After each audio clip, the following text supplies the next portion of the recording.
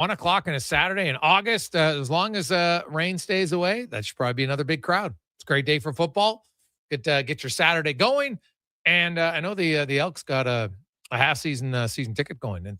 Here's some seats going pretty well for that. Excitement has built around the green and gold. They're worth, I think, a fan's loyalty again.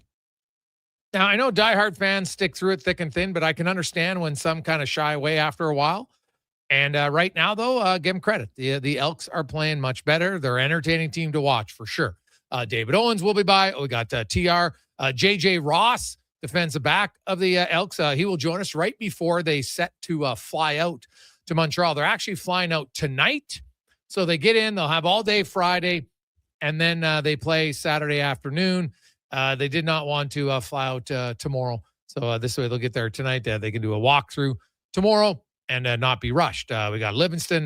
Seth Rohrbaugh will join us because there was a very interesting contract signed today in the NHL. I'll be honest, I didn't see it coming. I don't think anybody saw it coming. Ville Koivunen just signed an 8-year deal with the Pittsburgh Penguins. 8 years at $4 million.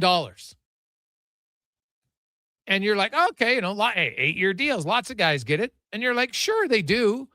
But not many guys get it when they've scored 2 goals in 47 NHL games. That's it. Ville Koivunen came up and played 8 games in the NHL in 2024-25. He played 63 games in the AHL that year and was just under a point a game player, 56 points in 63 games. Then last season, he started in the American League and once again lit it up, 41 points in 34 games. Got called up to the NHL and had 7 points in 39 games.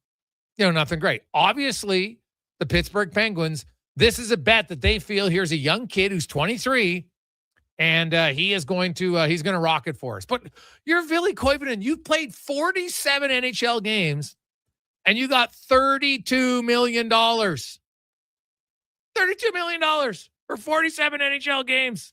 That's unreal. Unreal for him. So hey man, I never get mad at the player because every one of us would be sign me up. Ian Pulver, his agent, take a bow. Take a bow, man. It's now, you know what? Maybe in 3 years he's lighting it up and he's like, geez, I shouldn't have gone for $4 million. But here's the thing. Now it's not guaranteed because if you get bought out, you don't get all the money. So, and you can get bought out at a third of the deal before the age of 26. So it's not a guaranteed $32 million, but it's pretty good. Really good. And so we'll talk to Seth about that and the Penguins overall, where they're going. We got Spec. Bryan DeArdo will join us as we continue to talk a little NFL as you got the Hall of Fame game tonight. Connor Halley, how you doing? Doing good, Jason. Welcome back from vacation. Hope it was good. Yeah, it was nice, relaxing, refreshing. Unfortunately, we kind of got lucky. We only had 1 day of smoke. We were out in Kelowna and left. Man, those fires in Vernon is awful. Absolutely awful to see the videos of people just having their houses literally go up in smoke. It's awful. So anybody who's been impacted by that, definitely feel for you for sure on that front. It's never good. I can't. I couldn't imagine how that would feel to just kind of stand there. You're helpless. There's nothing you can do. It's not good. But you know what? Went boating and did many other things. Had some nice weather.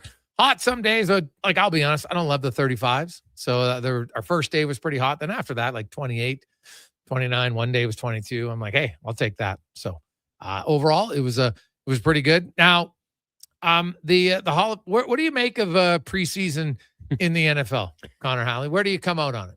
Well, I mean, I feel like there's preseason and then there's the Hall of Fame game, which is even a step below. I'm fired up that we get football of the NFL variety back. Love watching the CFL. And then probably by the second quarter, I'm like, okay, that's about enough. And then I'll probably switch over to the CFL. The preseason's fun. If you're a Raiders fan, getting a chance to watch Fernando Mendoza, like that's big time. If you had a top 10 pick, you're probably really looking forward to seeing what these guys can do.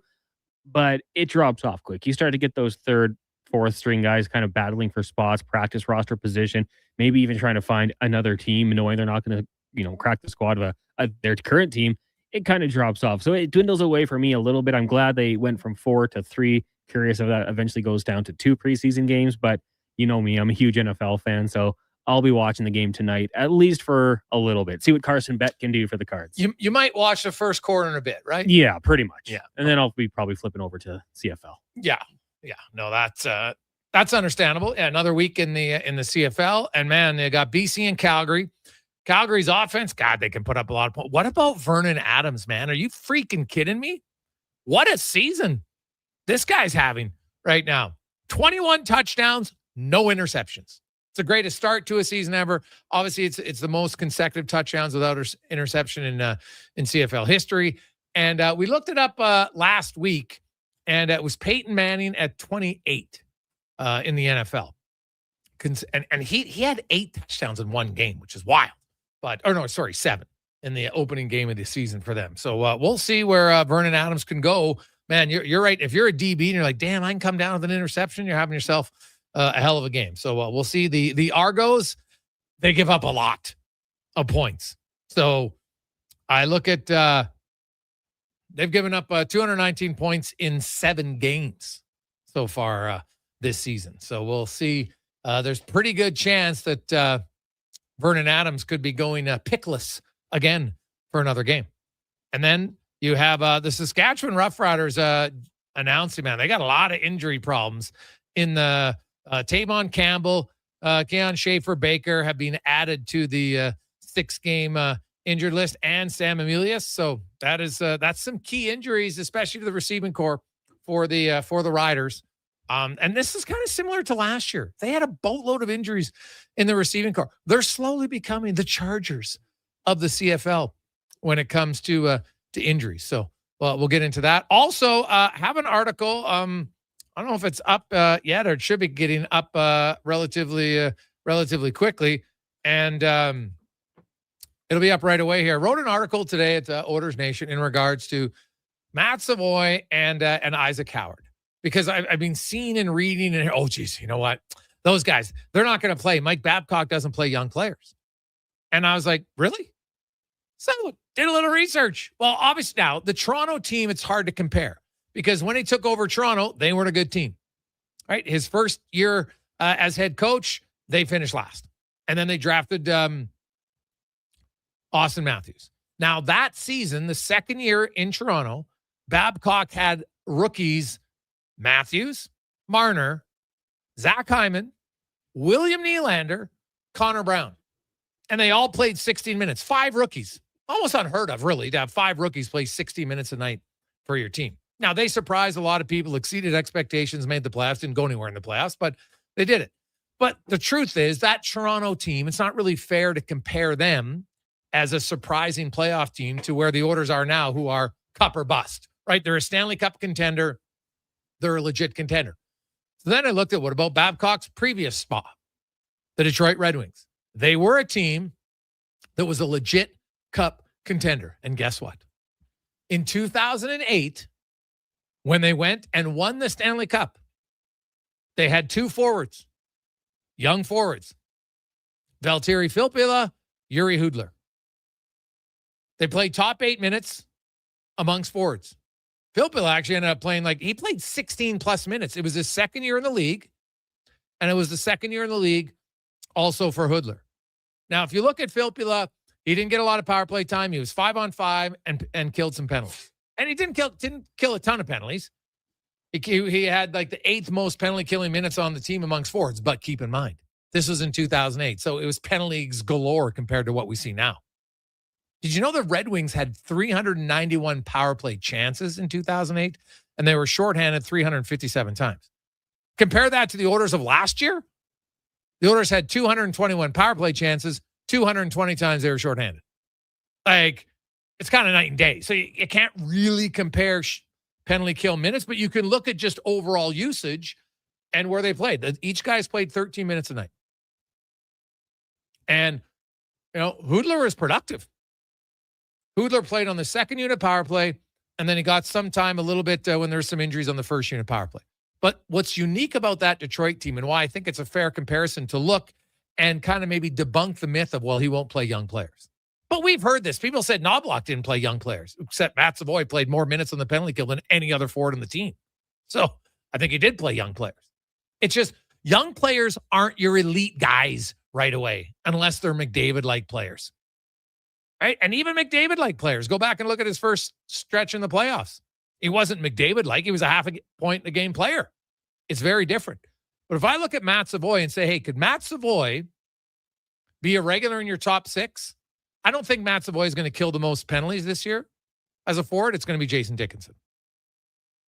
Right? But I don't see any reason why. Babcock's shown if you play how he wants, you'll play as a young player. Now, Yuri Hudler, and here's the thing, Filppula and Hudler, they played 10 and 11 minutes their first year in the league as rookies under Babcock. Then they moved up the second year. So this is Savoy's second year. Technically, it'll be Howard's. Howard doesn't qualify as a rookie because he played more than 25 games last year. So he won't be a rookie this year, but he's a little bit different. But maybe he only plays 11 minutes. But that's all right. But I don't buy into the theory that he can't play under Mike Babcock.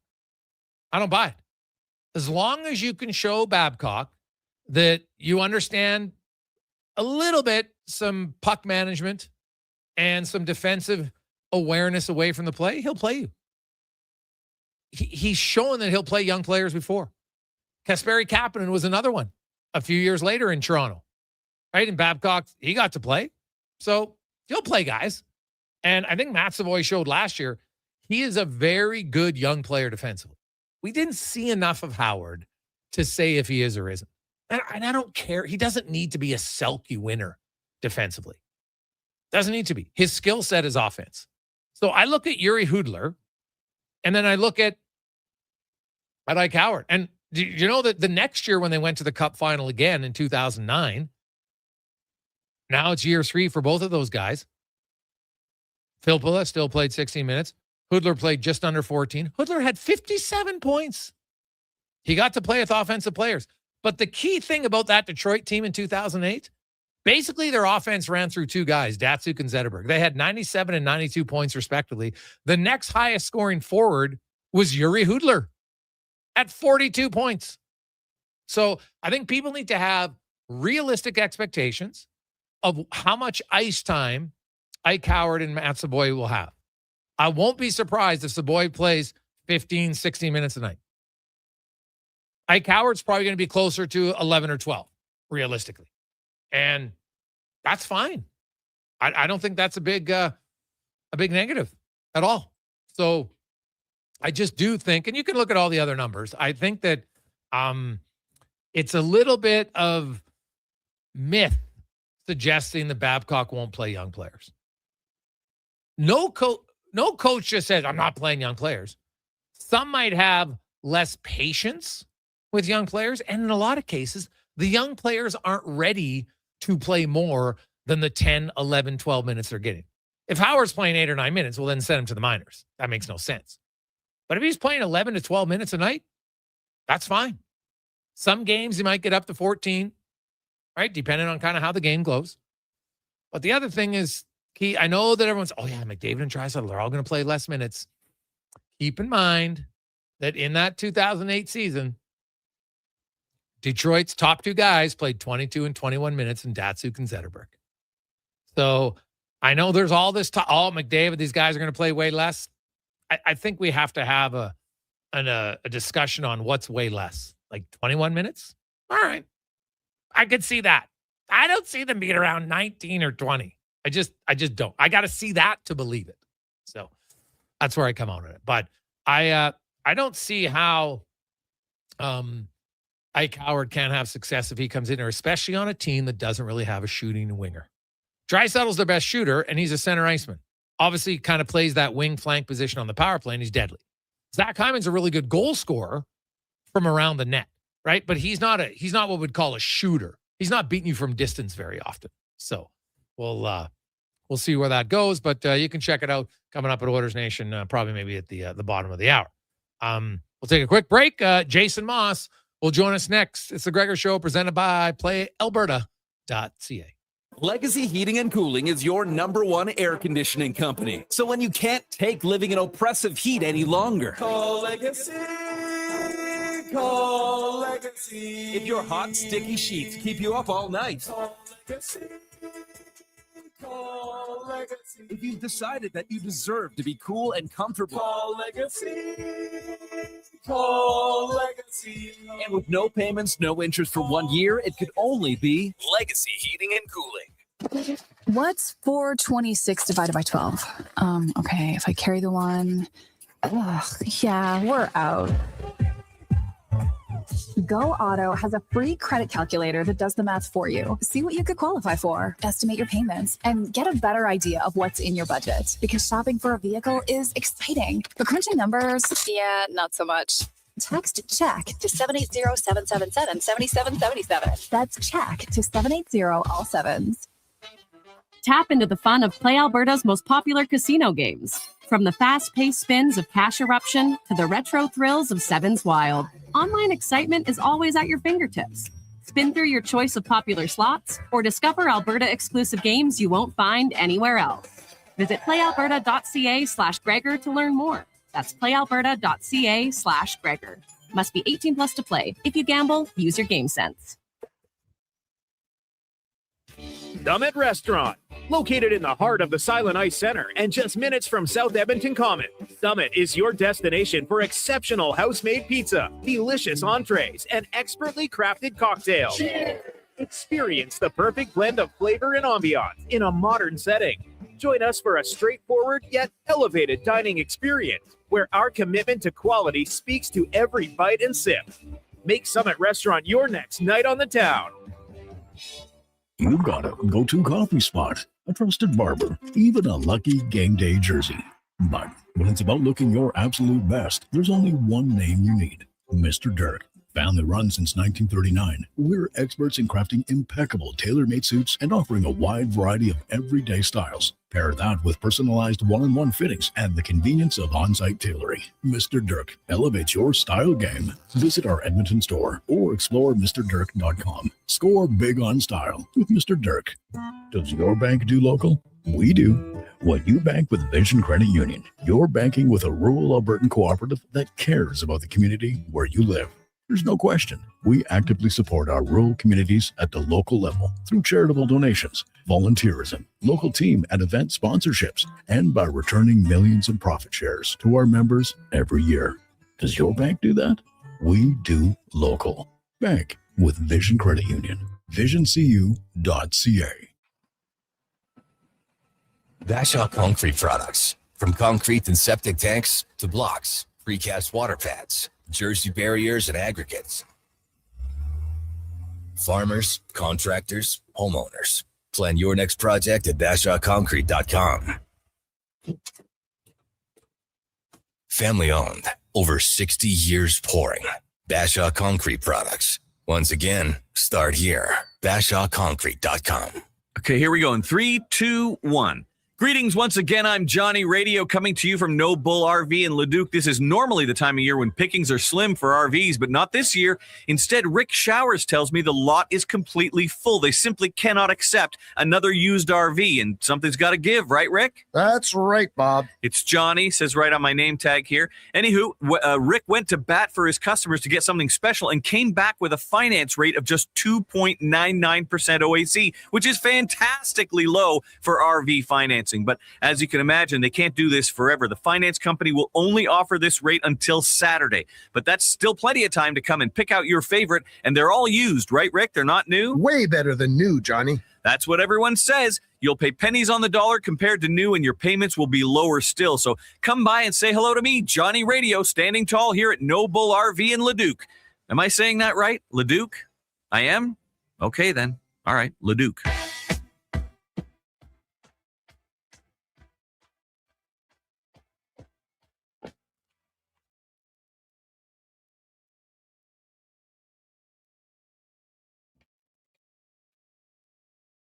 Portions of this hour brought to you by Crystal Glass, your clear choice for residential windows. Locally manufactured and installed, Crystal Glass provides a beautiful product and incredible customer services for all your residential needs. Call 310 Glass or visit crystalglass.ca for a quote.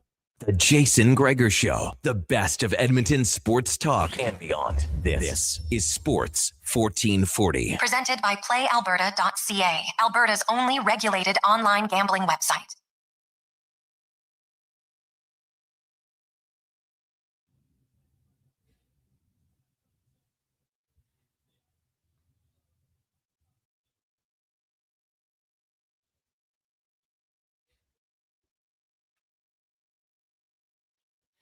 .223, welcome back. Jason Gregor, Connor Halley, Declan Cougar with you. Sports 1440, sports1440.ca. YouTube, Facebook, X, Instagram. Thanks for listening. Thanks for watching the show.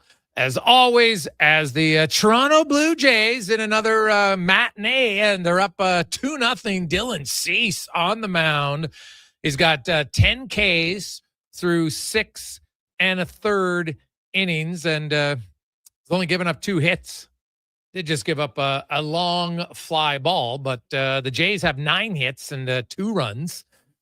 How about Captain Kirk today? 4 hits in 4 plate appearances, including a clutch RBI in the bottom or top of the 6th, top of the 7th, I should say, to give them the 2-0 lead. So we'll see. The Jays just hanging around, man. The AL East is not even the AL East, just the AL is not great. If they just keep winning series, winning 2 out of every 3, who knows? They're only 3 back now. They're only 3 back of the wild card. It's absolutely wild. So we'll get to all of that. But first, we're going to get to our big guest of the day, brought to you by the Spruce Grove Saints. And it's August. Many of you starting to think about getting back into hockey. Well, you got the tune-up hockey camps, the 24th to the 28th. You can register U9, U11, U13, U15, 16. Check it out at sgsaints.ca. And our next guest is a 4-time Grey Cup champion. 2 as a player, 2 as a coach. His last one came as the head coach in 2023 of the Montreal Alouettes. Has been to the Grey Cup in 2 of his 3 seasons with the Owls, and has them first place in the East, first place in the NHL with a record of 7-1. And they will host his former team, the Edmonton Elks, Saturday afternoon. Jason Maas joins us on the show. Jay, how you doing, my man? Not too bad, Jason. How are you doing, man? I'm excellent. It's amazing. I know I talked to you, you were obviously, I always appreciated, even when you started out coaching, you didn't rush into being an offensive coordinator, said, you know what, I want to be a quarterback's coach. I need to learn more. Then you became an OC. Then you became a head coach. And then you went back to his OC for a bit. Now you got a head coaching job again. And you've always been somebody who like really kind of seems to know where they are, kind of good self-evaluator. How do you feel you're different or better or just different the second time as a head coach as you were the first? I just think it's experience. Obviously you're learning a little bit as you go, no matter what, when it's the first time you're doing something. And, the 2 years of reflecting after I got fired in Edmonton, was good for me. It was a different situation, being back to an OC, different team, different organization, things to reflect on, things to learn on. Obviously, I always wanted to be true to myself. That was one of the reasons I was hired in Edmonton was, Ed saw something in me and wanted to be myself. But there's also growing that needs to be done. And emotion was part of that, being able to be better with that, but also just seeing everything as a head coach, making decisions, talking with people, communicating, building something. I think the experience is what I learned and, was better for it this time around. You've always had a really good brain. I remember, when you played, lots of your coaches said, he'll be a coach later on. He understands a good mind for football. And you've always been an emotional guy. I don't think it's changed. You've just learned maybe how to control it. So I'm assuming at times inwardly, Jay, that emotional fire still burns bright. It just doesn't show as much outwardly. Is that fair? Yeah, absolutely. It's about, presenting something different to other people. And to me, the team, the guys that we coach here, we want them to be the most disciplined in the league. And part of that is mentally tough enough to deal with, bad situations or harsh situations and be better for it, not show those emotions. So, that was something I needed to learn and get better. And, some players, love that kind of stuff and other players don't. And, it's about, being there for everybody, but also still staying true to yourself. And that's what I have done. But, obviously everybody can improve on certain aspects. And I just felt like that was something I needed to get better at. I can speak from experience. Short fuse is, what my wife will tell me, it's not the best quality that I have. And so I'm curious, what did you do? What did you work on that allowed you to control yourself outwardly in those situations more than you did early in your career? Yeah, to be honest with you, a lot of those outbursts were coming at the expense or, after a decision was made on the field and letting it affect me and outwardly. And I had a good conversation with Jeff Hardman, who's a full-time referee in our league. And it was before, I believe, the 23 season. I sat down with him at a really good dinner and he talked about, refereeing and their side of things. And I told him there at the dinner after a couple hours, I said, you know what, I'm going to be better at this. It's something I really been thinking about. You've kind of hammered a lot of thoughts home that, refereeing is a hard job and you want the sport to continue and you need to have refs do that. And so I respect the hell out of them. I always have. I just never showed it, at times when things would go against us. And I felt like if I could be better at that and show them the respect in a different way, it would be better for our team as well. And I ultimately just want to be a better person there. And so he influenced a lot of that. And then I've just taken it on and, it goes into the discipline part with our team. Nothing they say, nothing they do. So it goes to the penalties called as well. It's one of those things that always gets you going and seemed to be the one that always got me going is when I felt like we were wrong, then I throw a challenge or didn't see a call, I would get visibly upset and pissed off. And I didn't think it needed to be done anymore. And so that's ultimately why I wanted to change. That was the biggest thing I changed. Everything else, the team, how the beliefs in our team and how we do things, that none of that changed. I'm the same head coach. I think of things a little bit differently. I think you learn a lot as you go. But I have a lot of the same values I had back in Edmonton. They're just a little bit more ingrained, and I've had a better relationship now with Danny. That's been 20 years plus, and it just allowed things to move more smoothly this time. Jason Maas, head coach of the 7-1 Montreal Alouettes, joins us, of course. Saturday clash, the top two teams in the CFL going at it. Should be a great game. And, your team, Jay, is firing on all cylinders. I know no coach is ever completely satisfied, but your starting quarterback has had an unbelievable start to his career. You played the position. I think when you play the hardest position in football, you probably respect it even more when you see someone. What is it about Alexander that you, and maybe remove the coach here for a second, just as a quarterback, what do you respect most about his ability to play that position? He's consistent. I mean, that's what you need to be a professional quarterback and lead a franchise. He's consistent every day in the way he preps, the way he plays in practice, meetings, game. Everything we see in the game, you see in practice as well. He's accountable to everything that we do. He's ultra competitive. And that's what I've loved about him from day one. Obviously he needed to grow in our system, and he had, in my opinion, the best guy to learn from in Cody to learn how to do our system. And he took those learning measures and, has come out to be just this quarterback that competes on every single play. But I just love his preparation and the consistency at which he plays the position. It's been very impressive, particularly coming from a young guy. Well, that's the key, right? Like a young guy who's only ever lost one regular season game. Obviously, and we know he lost a Grey Cup. Nobody wins every game, but my goodness, very few guys win 90% of the games they play. And that's what's happened with him. And you look at your passing game, like you had a cannon of an arm. Like you could make any throw on the field. And it seems that he can. And he's a unique quarterback in the sense that he might be one of the best quarterbacks I've seen on making plays on the run. Like he just like a lot of times quarterbacks will move out of the pocket and then they're going to run. He runs, but he always finds that throw in a lot of cases where they run. How does a guy develop that aspect of his game? Because throwing on the run accurately is pretty difficult. Yeah, I mean, I think it's just how you grow up playing the position. I mean, I think anytime you're a bit undersized, as Davis is, he's not the tallest guy in the world.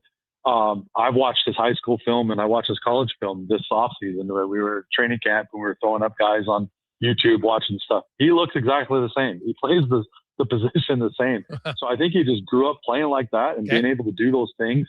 And I think he just has a knack for it. And it is a true knack. It's a gift that, something he's worked on obviously, but he just has a really good knack for it. And that is impressive to me. I mean, I see it in practice every day when he gets out a little bit and makes a move or makes a throw. I mean, you see it go in the game and he does the same stuff, and it's over and over again. And it's not only just moving and throwing the throws he's throwing, because he's throwing them 50, 60 plus. He's throwing them accurately as well. And that's as impressive as anything. So, no, he has definitely a great ability to maneuver that pocket, get out, and make big things happen. You mentioned Cody Fajardo. I talked to Cody earlier today. We're going to run that on our show tomorrow. And obviously, you know what? He has a boatload of respect for that organization. He knows Davis very well. You know, Cody, you look at the Elks, you know, they're relevant again. And, you know, they're a competitive team. And you saw them here a few weeks ago in Edmonton. What about, you know, when you look at it, you put your head coaching hat on for your defensive side of the ball, which is very good. How do you limit a guy like Cody Fajardo? What's the biggest threat he possesses? I mean, he's accurate. That's first and foremost. I mean, if the guy's open, he's going to hit him. He does not miss too many receivers. You know, he's smart with the ball. He doesn't make poor decisions. He'll stand in the pocket, but then he can get out and he can create as well.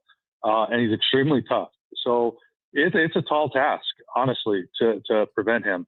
You know, obviously, it's like with any quarterback. You need to get pressure. You need to change up looks. You know, hopefully, you know, not that he's seen every defense. I mean, it's not that he's not going to. You just want him to think a little bit more, hold it a little bit longer than normal if he's quite unsure. But it's still hard to do. I mean, and he has a knack for playing his best football when the teams need it the most. I've always said that about him. He is great in those 3-minute situations. He's so competitive, and he's just a great leader. So I have the utmost respect for Cody, and having been around him and as a man and as a player. So it's a tall task. We'll be up for it. You know, love the challenge, but it's very difficult to stop. Jay, where do you come out on, you know, I've read lots of articles. People feel that, you know, some of the best head coaches have, you know, kind of an offensive background. You buy into that? Just, you know, at the end of the day, like, you respect defense, but, you know, offense, everybody, I know the adage is defense wins championships. I'm not 100% sold on that. I think you need a good football team, but, you know, the ability to score on the opposition, whether it's on a short, you know, 2-play drive or a 10-play drive, I think is key in football possession. Where do you come out, and do you think you have an advantage being a head coach who kind of has an offense first background? No, I don't. I don't believe that at all. I think coaches are coaches. I mean, you guys, Edmonton has one, and a special teams coach that's a great coach. And Michael Shea is one of the best coaches that's coached up here. He's a special teams background and defensive background. So yeah, there's a lot of offensive guys, and there's been defensive guys that have had success.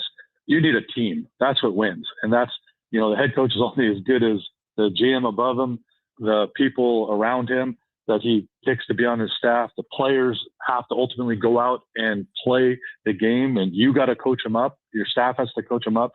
But that's all the connections that you make. It's not necessarily what your background is. It's how your ability to have people connect and play for each other and play for your city and your organization. And, you know, there's a certain way of going about it. It's not necessarily what your offense, defense, or special teams background is. Everybody can make a great coach. You just need great people around you and surround yourself with those types of people. What, you know, you look at this game on Saturday, and I know, you know, you don't approach every game different, but, you know, certain opponents, you know, they have better strengths than other opponents. You know, Edmonton's just played 2 really good games against Saskatchewan, highly competitive. They played you guys very close as you did them. As an opposing coach, what's the biggest difference you see in the Elks this year compared to previous years? Well, I mean, the last 2 years, they've been taking care of the ball. I'm a big believer in turnover margin wins games. If you can protect the ball, take it away, you'll have a chance to win every game. Penalties, you know, if you're the best in the league at taking the least amount of penalties, you have the best turnover margin. I think the last 8 years, you're going to get to a Grey Cup. Like, it's very close. Like, you're almost guaranteed to get to a final game anyways. But that's what Edmonton's done the last 2 years. They've been very good about protecting that ball and taking away. And this year they're leading the league in that. And that gives you a chance to win. Then obviously it comes down to, generally speaking, you know, the totality of a game, those 5 or 6, 7 plays, as people like to say, that can decide the game, because that's generally what it does come down to. Do you make the plays that are there throughout a game to win it? But you can play great and turn over the ball a lot, and you have a hard time winning. And so I think that's my opinion. They're very disciplined, with that. They've been very good about creating the turnovers. Cody's done a great job of protecting the football. And as a team, they're making their field goals. They're doing a lot of great things, playing good three-phase football. They're big, they're physical, and they've been growing together. That's the other thing to me. They on defensive side, especially if you look at their secondary, for instance, a lot of guys that played last year are still there and they're playing together. So you got that connection going, and you're adding a couple of really good pieces as well along the way. So, continuity helps. I think the great voice in the locker room with Mark, with what he's preaching, they're obviously buying, and that confidence grows when you win. So I think that's what ultimately has been happening. But if you look at, for me, when I look at it, turnover margins as good as anybody. It's the best in our league right now. And that's the reason you're number one in the West, in my opinion. Jason, it's always good to catch up with you, man. It's great to see all the success you're having. We look forward to a game on Saturday. The two top teams in the league going at it head-to-head. And best of luck the rest of the way. We'll talk to you again soon.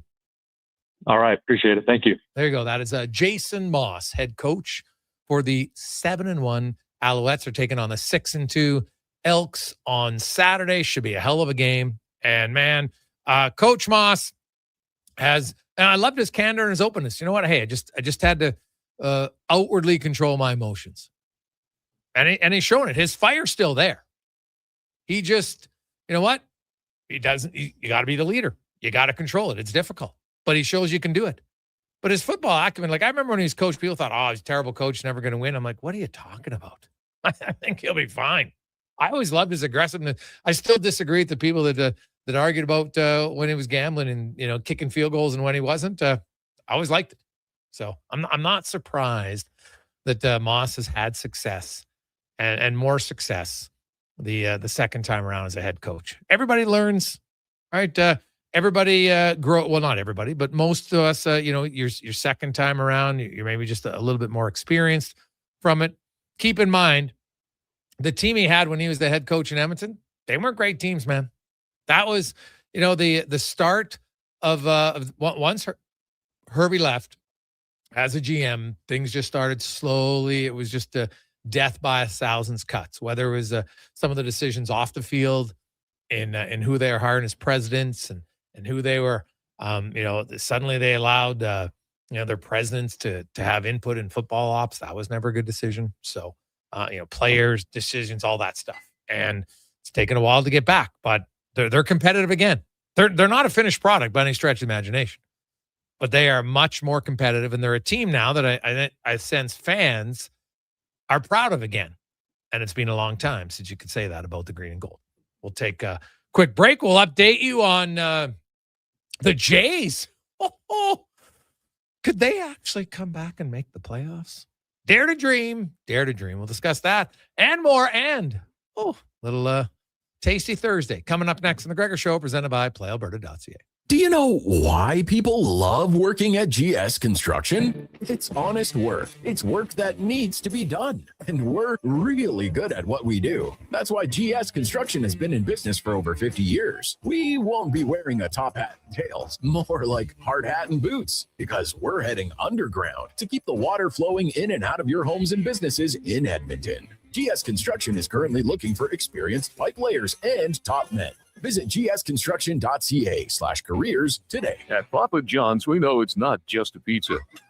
It's a family gathering, a happy birthday, a special celebration, or just a sigh of relief at the end of a busy day. For a limited time, get large one-topping pizzas for only $14.99 each on original, thin, or New York-style crust. Use promo code L1499 at papajohns.ca or on the Papa John's app. Get yours today. Better ingredients, better pizza. Papa John's. You got a go-to coffee spot, a trusted barber, even a lucky game day jersey.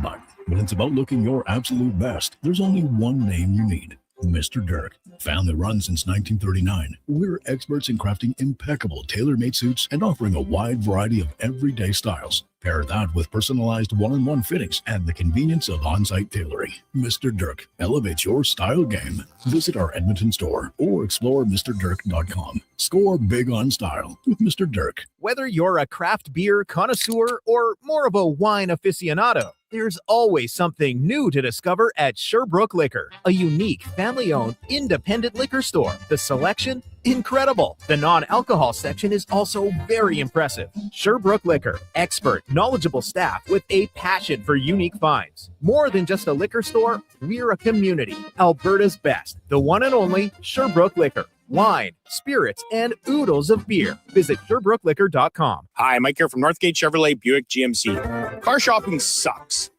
That's right. Going back and forth 100 times just to get a price. Give me your credit card for a test drive. What's all these extra fees?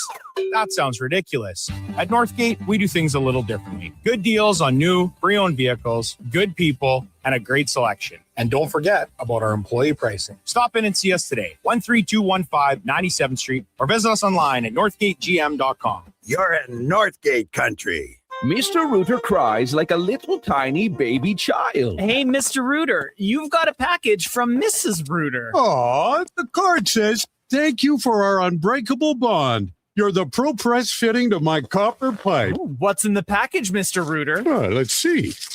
It's a Plumbus 2000 spud wrench. She knew I'd never buy one for myself. Just like tears. It's flowing or it's free with Mr. Rooter. I love that woman. Scott McGilvery here, HGTV host and renovation expert. The one upgrade I know homeowners will love: better, fresher Culligan water straight from the tap. Culligan's Aquasential reverse osmosis filtration system takes your water to the next level. With up to 7 stages of filtration and 14 filter options, they're certified to reduce over 90 contaminants. Your tap water is about to get a major upgrade. Safer water that tastes great. Get started with a free in-home water test at Culligan.com. Culligan, water you love. Photographers, start your cameras. Vision Credit Union's annual photo contest is back. We're asking you to show us the people, places, and moments that made you glad you chose this rural life. Maybe it's the view from your farm, a walk down Main Street, neighbors pitching in, a weekend at the rodeo, or a sunset down a back road. Share your photo to show why life in rural Alberta is a choice worth celebrating. Enter and vote at whatsyourshare.ca.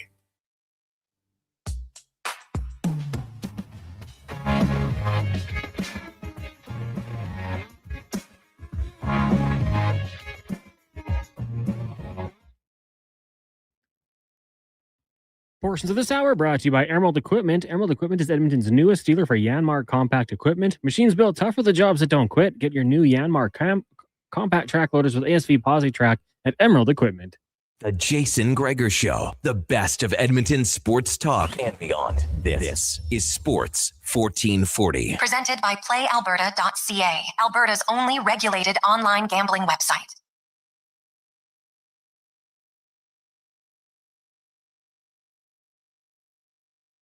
246, welcome back. Gregor Show presented by PlayAlberta.ca, the Daily Grand. Get your tickets. $1,000 a day for the next 20 years. $7.3 million. Just the excitement of $1,000 every day. You get excited.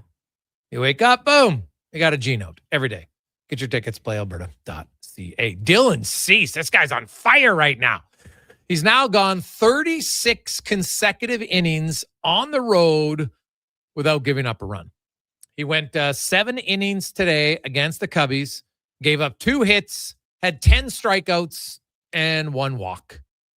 And he has been dominant lately for the Jays. Fisher came in, and he just pitched a scoreless 8th inning, and the Jays will go to the 9th, up 2-0 on the Cubbies, who are much better record than the Jays right now. Cubbies are 15 games over 500. The Jays come in 7 games below 500. But they've won 3 series in a row. Could they actually get back into a playoff spot? That'd be wild, man. Absolutely wild if they could. Well, if they could ever get some guys hitting. But hey, good news. Kirk went 4 for 4 today so far. So that's a guy who needs some hits. Vladdy Guerrero sitting out again today for the Jays is ailing a little bit, according to his manager. So, hey, can win. Not that, let's be honest, even if he's in the lineup, it's not like he's adding much offensively right now. He's actually adding a whole lot of nothing. So, anyway, let's get to Thirsty Thursday, brought to you by Sherbrooke Liquor. 2 locations, South Side on 50th Street, 92nd Ave, and, of course, the original location, St. Albert Trail and 118th Avenue. Your best choice if you're looking for non-alcoholic or alcoholic beers, wines, cocktails, they got it all in both forms, alcoholic or non-alcoholic, at Sherbrooke Liquor. Check it out. And every day when we have our guest, if you go to SherbrookeLiquor.com, you can see all the beers and all the cocktails, anything that we're talking about. Is Stephen Bejan joins us once again. My man, Steve, how you doing? I'm doing good, Jason. Welcome back. Oh, hey, thanks. Yeah. Nice to get a little bit of time off. It's always good. It's always good to get some time off for sure. Absolutely, man. Yeah. So here I will. What is going on here? We've got a little funky camera action going on. There we go. Yeah, that's a little bit, that's a little bit better. So yeah, we're gonna get to some. Last week you did some fruity beers, I guess. Yeah, we did. Collins couldn't handle the real stuff, so we Collins. wanted We some did sweeter ones. Exactly. We did like kind of beer that doesn't taste like beer. You know, we had a fuzzy peach beer, a pina colada beer. It was a lot of fun, but I thought we'd swing back in the other direction today and do some just classic traditional beer. Okay. Now, what is that bucket you got? Oh, yes. Okay. So you guys, this is like the future of beer packaging, I think. Okay, we got this. I don't know if you can see it on the camera there, but okay. That is literally like a 5-gallon bucket of beer. Yeah, if you aren't watching, like imagine like those Home Depot buckets, or I don't know what you would call this, like a utility bucket or something. It's like this 5-gallon. No, and of our farmers, like just think of it like your white grain bucket that you're feeding grain into your cows. Yeah, totally. So I mean, when people first see this, I think some people think it's just like liquid beer inside, just like 5 gallons and just beer sloshing around, but no, it's 24 cans. You just need a bag of ice, you throw it in this bucket. So there's the cans it's of beer. The cans in the bucket. Okay. It's not the actual liquid beer. Well, that's inside. actually almost easier to carry than a flat. It is. It's actually, it's super. It's like perfect camping. Way lighter than you would think. It's super handy. We just got them in yesterday. I've just been super stoked about them, so I just thought I'd show you. And for people that just want like beer, what's it called? It's called Small Town Berta beer, which is it's Small Town Berta. They're like a meme page on Instagram and stuff. So go follow Sports 1440 and then follow Small Town Berta. You'll see it's like relatable, funny Alberta stuff. Okay. And so they collaborated with Snake Lake Brewing out of Sylvan Lake and did this bucket of beer. Okay. All right. Okay. So just plug that first. But so we're doing a little history tour here today. So we got 6 different beers, kind of like little couplets of each. So we'll start with our English beer. We're going to the area of Yorkshire. So beer number 1 is the Theakston Best Bitter. So this is 3.8%. A bitter it's a specific style of English pale ale. So when you see a big like bitter on the can, don't let that scare you away. That it's not nearly as bitter as like an IPA or that sort of style. It's not bitter at all. No, it's all about bitters. Are all about balance and drinkability. These were this is like the original session beer. You see the term session being thrown around quite a bit in modern craft beer, but this is where it all comes from. This is just like no fuss. This is, if you're in a small English pub, this is what you'd be having in pints with your buddies over the course of a few hours. Like it's below 4%, but it's just it's really tasty. It's got that nice balance of the malt and sort of those leafy herbal hops to it. So big time flavor. They've been doing it. Theakston's been around since the 1800s. This is still a family owned brewery out of Yorkshire. This is like a classic pub ale. And it's interesting, we're starting to see more and more now a lot of people looking for this style, so stuff from England, but also a lot of local Canadian and North American breweries are doing this classic English pub style. So there seems to be a resurgence to it, so something a little different, still tons of flavor, but just a really nice pale ale that's nice and easy drinking. So thought we'd kick things off that way. So sticking to Yorkshire here, England, we got the Samuel Smith's Tatty Porter. I know we've very done, dark, buddy. Yeah, it's almost like black. It's super dark. Just smell it though. It's like, oh god, it smells really amazing. Good. You get that nice chocolatey note to it. So a porter, see, I like a good porter. Yeah, and it's for back in the 18th century. Century. Acquired taste though. It is, I didn't like porter 10 years ago. No, and it's more of a mild version of a stout in a lot of ways. historically, it was the popular beer style with during the Industrial Revolution in England. A lot of the porters on the docks and the streets of London. This was kind of this is like the working man's beer, Working man's yeah, beer. yeah. Put in a hard day. Yeah. Oh, big bottle, 550 mils. Yeah, it's a big boy. Yeah. And it's a style that went out of fashion for a long time and didn't really come back until about the 1970s. So it was gone for, better half of a century. But Samuel Smith was one of the breweries that really brought back a porter as a style. And now it's kind of ubiquitous. You see porters all over the place, but this is a benchmark for the style. This Tatty Porter, everyone's trying to replicate it nowadays. But you'll see again, super dark, but just so smooth and chocolatey. Yes. And it doesn't have any chocolate or anything added to it. It's just all the malts and the natural beer. Yeah, it's like a very light chocolate. I don't want anybody. It's not sweet by any stretch of the imagination. No, it finishes super dry. Yeah. And they use this mineral water. They use the same well that they've been using since 1758 to brew the beer. It's just history in a glass. It's excellent stuff. I like that, history in a glass. That's a very good one. So up next we got what do we got here? The Eyinger Altbärisch Dunkel. So we're going to Bavaria now. Okay. And we've had Eyinger on the show a few times, a few of their different beers. And I was surprised we never featured this one before because it's one of my all-time favorites. So it's a Munich Dunkel style. And I think a lot of people, when they think of German beers, they'll think of Pilsners or just easy drinking pale lagers. But before that was all the rage. This is what everyone in Munich was drinking back before the sort of Czech Pilsner made its way to Germany. Everyone was drinking this style of dark beer. And it's like a light amber. Yeah. It's got a very unique taste to it. It's a lager, but a little darker. They use 5 different malt varieties. To me, if you're trying to teach someone or you're trying to explain how malt flavor affects the beer and you need a perfect example of it, this is the one I go to all the time. It's just, you get so many different aromas from it. You get almost like a bread crust and a little bit of caramel, and it's just tons of flavor going on, but it's just so smooth and so just silky and easy drinking. And it's just the perfect example of what malt can do in beers. Because nowadays, especially with the local and North American craft breweries, it's mostly about hops. People talk about that a lot with their pale ales and IPAs. But for me, those malty beers are my favorite. And so this is one of my all-time. Very unique, different tasting beer. I'll say that. Mm-hmm. Right. It goes great with barbecue or grilled meats and that sort. It brings out those flavors so much. Very light and no aftertaste. No aftertaste. It's so smooth. So sticking to Bavaria now, we got the Weihenstephaner Vitus Weizenbach. Cool. So it's a mouthful, but this one is. I just like the bottles in some of these European. They're just beers. Classic, just big boys, so too. Sophisticated looking, right? And Weihenstephaner, again, it's a beer we've had on before, but not this specific one. And they are the oldest still operating brewery in the world. They've been brewing beer since 1040.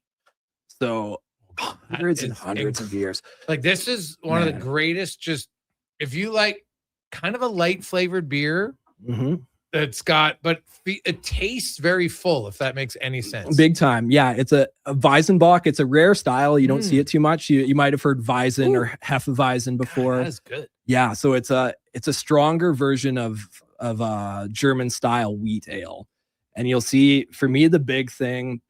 I don't know if it's 7.7. 7.7 doesn't taste like it at all. So it's a strong one, but you'll notice for me on the nose, you get ripe banana and cloves, different spices. Yeah. It's but yeah, again, it's just so well made and you don't notice that alcohol percentage, and it's just a wonderful beer. It is very good. Yeah, so I really like that. Very different. Yeah, totally. And now we got a sour ale. We have a sour ale. We're going to the Flanders region in Belgium right now. So this is the Rodenbach Grand Cru. Now this is the one, if you have some friends that are more into wine rather than beer and you want to get something to really impress them.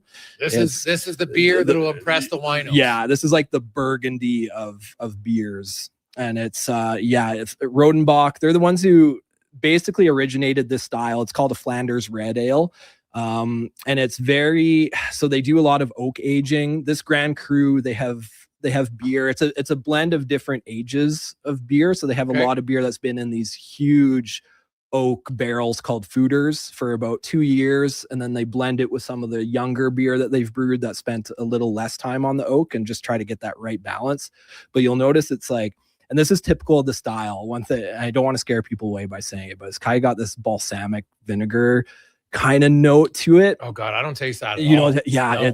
it's like, to me on the nose, I get that a little bit, but then you get dark cherries and The flavor oak is and like, it's vanilla. not like when I've had sour beers before and you're like, oh, my eyes kind of squint up. Mhm. This is a sour beer though. It's very crisp and you taste sour, but it's not like punch me in the face. Oh my God. That's like, I'm chewing on one of those sour candies where it's sour. Yeah, big This time. is very subtle, but fresh. Like, honestly, this might be my favorite beer here. Oh wow, that's today. surprising. Really this like was the one I was kind of the most nervous if you would like Mhm. it or not. But it's very different. I like sour though. So I like a little bit of like a sour taste to it. And you're right though, because a lot of the sours are the sort of the kettle sour. Yeah, they're too much. They're just too much. This one's got a nice, because you get those sweeter toffee and malty notes to it, and then the dark fruit. It's just, again, it's, man, you could stand this up to any red wine from Burgundy or Bordeaux, and it's like, man, I like it. Yeah. And then to cap things off, we've got the Guden Careless Classic. So this is from the brewery Het Anker in the Flanders region in Belgium. Okay. It's been brewing since about the early 1400s. Yeah. And so they have a long, rich history. Guden Careless, it's a reference to it's like the gold coins that Charles V distributed, and it's like he's the leader of the Holy Roman Empire. So it's got this just rich history to it. It's one of those ones that defies any sort of style categorization. Like, it's sort of in that Belgian dark, strong, Belgian double quad sort of area, but they've been brewing it so long that it predates all those sort of stylistic criteria. And to me, it's one of those darker Belgian beers that's a true hidden gem, because a lot of people go to, and we've talked a lot about those authentic Trappist beers like Chimay and Westmalle and the world-class amazing beers. But I think a lot of people pass over this one, the Guden Careless, and it's they shouldn't, because it's right up there for quality. It matches any of those Trappist breweries. It's got like all those rich dark malt notes and the spices, and there's a lot of, to use a Strutty line, there's a bouquet of flavors right there. Yeah, there's a lot. And Lots of different, there's like a lot going on in that beer. There's a lot. Yeah. And it's got that, I think that's a quality that runs through all these, is they all have that sort of a dry finish. So they aren't cloying. They got tons of flavor, but it doesn't sort of exhaust your palate. It's got that dry finish that just makes you want to have another sip. And another thing too, you might have noticed as we've gone through, I tried to serve these a little warmer than usual. Usually I bring all the beers on ice and keep them, nice and cold fridge temperature, but these ones I let sit out for a little bit to get a little closer to that room temperature. So you get all those different flavors and complexities that the breweries are going for. And a lot of times if you serve the beer too cold, you lose a lot of that nuance and a lot of those flavors. So you really want to, if you're going for these classic ones, don't be afraid to serve them a little bit warmer. Like, let them sit out of the fridge for an hour or so, and you're going to get all those wonderful flavors coming through. Yeah, let them sit. That's the other thing. Yeah. Keep some of these ales, you want to have warm room temperature. You don't want to have super cold in the fridge. Absolutely. Awesome. Yeah. Steve, great stuff, buddy. Good mix. Once again, go to sherbrooklliquor.com and you will see it online. It's got all the beers that we talked about today, the sours to the ales. Light tasting, or the traditional Tatty Porter as well. It's good stuff, buddy. And the bucket of beer. And the bucket of beer. You can get it right now at Sherbrooke Liquor. I just think somebody would like to walk into a party carrying one of those. What do you got there? It's a bucket of beer. And it's literally a bucket of beer, 5-galloner. It's unreal. Classic. Check it out at Sherbrooke Liquor. Awesome stuff, man. Have a good one. Yeah, you too. Thanks so much. There you go. That's Steve Bazan joins us every Thursday here on Thirsty Thursdays. Coming up, we got TR JJ Ross from the Elks will join us, so we'll update you. Did the Jays win again? Find out now. Connor Halley in a Sports 1440 update brought to you by Hire Good. For professional property services you can feel good about, get Hire Good. Site cleanup, debris removal, seasonal maintenance, and more. HireGood.ca. Stable jobs create stable lives. This is the Sports 1440 update. Blue Jays still in action right now, leading the Cubbies 2-0 in the bottom of the ninth. Runner on first for Chicago, 0. Dylan Cease was great in this one. 7 innings, 10 strikeouts, only allowing 2 hits. Elsewhere, Tigers up on the Mariners 4-0. Later today, you got Phillies, Nationals, White Sox head to Boston, Braves host the Marlins, Twins, and Royals. Diamondbacks get the Padres earlier today. Orioles falling to the Angels at home 4-1. Mets beat up on the Guardians 13-6. The Brewers dropped the Pirates 5-2. From the NHL, Pittsburgh Penguins and Ville Koivunen agreeing to an 8-year, $32 million contract extension. The former second-round pick has 2 goals and 12 assists in 47 career games. CFL tonight, Week 10 kicks off. Argonauts and the Stampeders from Toronto.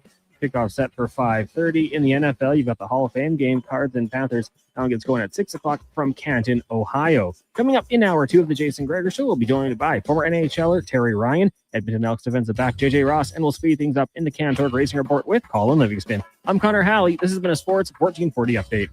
It's Sports 1440, a Stingray radio station broadcasting on Treaty 6 territory. Download the free iHeartRadio app and listen to CKJR wherever you go. Tap into the fun of Play Alberta's most popular casino games. From the fast-paced spins of Cash Eruption to the retro thrills of Sevens Wild, online excitement is always at your fingertips. Spin through your choice of popular slots or discover Alberta-exclusive games you won't find anywhere else. Visit playalberta.ca/Gregor to learn more. That's playalberta.ca/Gregor. Must be 18 plus to play. If you gamble, use your game sense. Yeah, it's me again. And if you're sidelined with a sports injury, you already know nothing's more frustrating than being told to just rest. At Leading Edge Physiotherapy, to the Jason Gregor Show moving Sports sooner 1440 with our zero-gravity treadmills. You can run, train, and rebuild strength with up to 80% less body weight, so your injury heals while your confidence comes roaring back. When your sports injury's yelling, whisper back, leadingedgephysio.com, because life shouldn't hurt. Come on down to the Brick. The Price is Right live event is on now. Enter in-store for your chance to instantly win from over $1 million in prizes. No purchase necessary. Then shop incredible savings throughout the store, like up to $2,220 off select sectionals, up to 40% off select mattresses, up to 20% off select major appliances, and up to $600 off big screen TVs. Plus, finance with 0% interest and equal monthly payments on qualifying purchases. Hurry in before these offers end August 12th. The Brick, saving you more. No fluff, no fillers, just pure entertainment. Sports 1440 brings the heat with bold opinions, big personalities, and Edmonton's fiercest fans. This is your turn. This is Edmonton's sports leader, Sports 1440. At Papa John's, we know it's not just a pizza. It's a family gathering. A happy birthday. A special celebration. You or too, just thanks a so much. sigh of relief at the end of a busy day. For a limited time, get large one-topping pizzas for only $14.99 each on original, thin, or New York-style crust. Use promo code L1499 at papajohns.ca or on the Papa John's app. Get yours today. Better ingredients, better pizza. Papa John's. They're going all out to earn your business at Wolf GMC Buick. Right now, they're seriously overstocked on over 400 pieces of inventory on clearance and ready to move. See for yourself. Click on the clearance tab at wolfgmcbuick.com. And it gets even better. Employee pricing continues with huge cash discounts, 0% purchase financing, and low lease rates on select vehicles. Once again, see their website for details or stop in today. Wolf GMC Buick. We're making it easy. Well, get ready for a silly hockey fans. Your partner in power just skated onto the ice. EWEL.ca, the new e-commerce website for electrical wholesalers Edmonton, is ready for the power play 24/7, 365. UL skates to where the puck will be in 5 years. Now that's forward thinking. Killer selection, slamming products from the best brands, and legendary service. Don't sit on the bench. Get your account today at EWEL.ca and win that project. Plug into your partner in power. Get an EWEL.ca account today.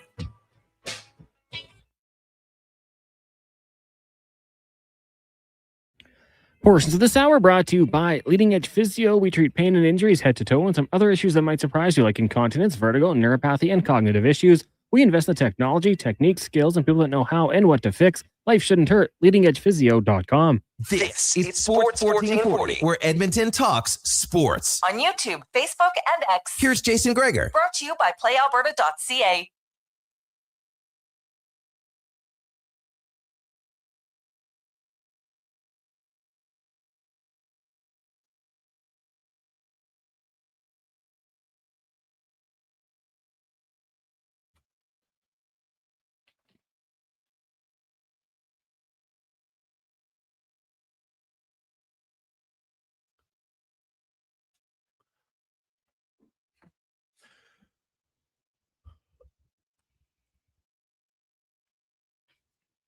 Just after 3 o'clock on a Thursday afternoon. Kind of chilly out there for August today. Was standing out Elks practice and was windy, cloudy, a little chilly. I did AC/DC in town this weekend. There's a big Cubbies just tied the game. Yeah. What the hell's going on with Varland all of a sudden? Isn't that the second blown save in like his last few appearances? Well, might be. Oh my goodness. At least if there's a flood, his pants will stay dry. Yeah, well, there you go. It's jeez. Somewhere Dylan Cease is fist pounding a bench as that is a wasted effort for him. Cubbies tied in the bottom of the ninth on a 2-run shot. And barring another run, they'll be going to extra innings for the second day in a row, will the Blue Jays. It is the Gregor Show, presented by PlayAlberta.ca, where, of course, every day you can check out. We always got Jason Gregor Show odds boost specials. Got one for a little MLB triple play later tonight involving the Phillies, Padres, and the Twins. And we got the Connor Halley special, little CFL action. Who does he like to win? Check it out at PlayAlberta.ca. As we go in the room, brought to you by Action Electrical. Take action on your savings with the most diversified electrical contractor in the province. They can walk you through all the steps. You've been thinking about getting solar for your commercial building. Get up to 30% rebates. Check it out, actionelectrical.net. As former NHLer star on Shoresy is Hitch. Terry Ryan joins us. TR, how you doing? Doing all right. Been traveling a lot and home for a little bit now. Just did the Alex Newhook Golf Celebrity Classic the other day. It was a lot of fun. Now, were you emceeing that as the Alex Newhook #1 super fan? Were you emceeing that event? David Amber did. Oh, He's okay. better at that than I am. But well, that's debatable. Well, it depends what crowd you're talking to. Yes. But it was nice. A few of the Habs came over and a few alumni and a lot of local buddies and, musicians, actors, all of it. It was a lot of fun. You look at a guy like Newhook. Do you have a chance to talk to him? Yeah, I did.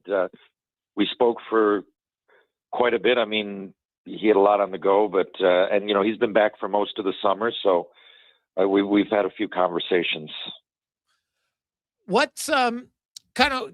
I don't know how much you would go into it at all about kind of his career path and where he's gone, and a lot of it comes down to being in the right place at the right time. TR with someone who believes in you, as a coach and as a player, right? He was in Colorado and he's been ultra consistent. I'll say this: 13, 14, 15, 15, 13, and he had 13 goals last year in only 42 games. Like last year, he was clearly on his way to his best season of his career, and then obviously went on that playoff run and scored 7 goals there. Like, did he feel like maybe last year was a little bit of a breakout year for him? The thing is, he's real positive, and he talks with kids a lot. His sister Abby Newhook plays for Boston, the PWHL. Her and Maggie Connors, who play for Toronto, they have a hockey school up the road here in the summers. So Alex does some speaking at that. And I see the way he handles himself, and there's a lot. They have the day before, they have like a thing where you can come in and meet the players, and it's mostly kids. And through those conversations, because I don't like asking them one-on-one, but you can kind of just pick it up, right? And the thing about Alex, growing up, he was definitely like everybody knew when he was 12 years old. It's no surprise. He was one of the best players in Canada. Just look at the stats and where he left early, left at 14 and went and pursued it, but he comes back and he works real hard. Now, the thing about Alex, obviously earlier against different competition, it's easier to dominate. But he's always had that adaptability and not only what league he's in, but what team he's on. And he's always had that clutch gene. It's wild. When he was getting 2 goals, 3 goals a game back here, he still, no surprise, but he would get the big goal.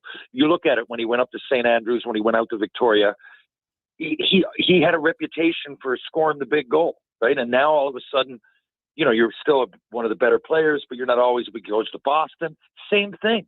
And lo and behold, it's not the exact same in the NHL, where he's getting far less goals, but he just has that I don't know if he's honed into the zone. I mean, I did ask him, but, he just jokes about it because he's humble. But there's something about that, right? There has to be something about that. If you have the right mindset, and I will say, I've never seen anybody work harder off the ice. Trains here with Ryan Power conditioning. He's always done it. I mean, since that age. He wasn't like pumping iron at 12, of course, but always like running, playing soccer, like always athletic. What do I need to do? I'm going to do it, right? And he's not in your face, and he doesn't like drop your gloves. So a lot of people don't realize that side of it. He's really tenacious. He's really focused, determined to get the job done. How am I going to do it? Not everybody drops the gloves, right? And not everybody's a huge physical presence, but he does. Like, he picks it up in the playoffs. He'll finish those hits, man, and then some. And he's gotten a lot better defensively. To see a guy that locks in, he knows what he can do. Whatever team he's on, the odds are you're going to get he's going to maximize his potential within that role. TR, Ville Koivunen today. He has played a grand total of 47 NHL games. He has 2 goals. He signed a contract extension today, and he's a forward for 8 years at $4 million AAV, $32 million for 2 goals in 47 NHL games, 7 points. Now, he was a guy who lit it up in the American League, right? Point a game guy, 2 years in a row. And he's young, he's 23, and they're obviously betting on him. But this is one that they look and say, wow, we got so much extra cap space that we can take this chance. But this is kind of a wild signing today by the Penguins. A wild signing. Yeah, usually though, I don't really need to look, but the 8-year term players are usually, let's just say, more dynamic earlier in their careers, and this is a chance. But if it works out at all, especially with the cap going up, at first I thought it was ludicrous from the team's perspective, but now I'm going, like, my mind is still locked into a few years ago when Carolina took Kotkaniemi for like $5 million, and everybody thought it was like just overpay, and now $4 or $5 million, and maybe it's just the recency bias of those $18 million per year contracts, but ever since then, it's almost like everything that's realigned things and reshifted things. At least right now, for the moment, it's seemingly more than anything in recent history. So these numbers now coming out, everybody's got a different game plan.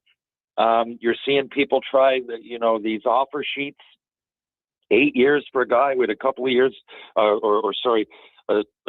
small amount of games played. These are different tactics, but I think people are just starting to try to think outside the box and hit a home run, Potentially, yeah. Like, I think with that much cap space, they look and say, what?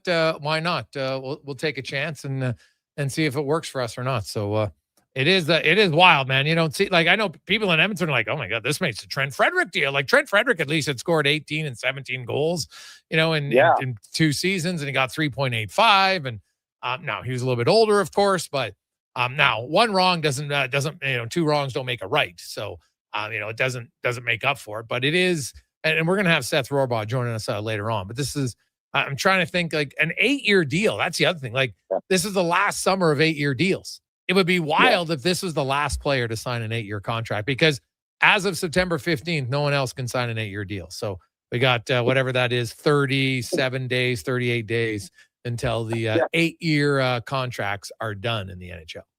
We're not even sure if he's an NHL player, right? I mean, you're going to have to put him there, but like, I'm just saying, we don't really know. Otherwise, he would have played more games by now. Yeah. Like, I know he's a star in the mind. A lot of guys are like, now, of course, I'm trusting, the group that gave him over $30 million to play hockey. They probably know more than I'm just saying. It hasn't, stranger things have happened. People have ripped it up at lower levels and haven't panned out. He'll always look who you're talking to.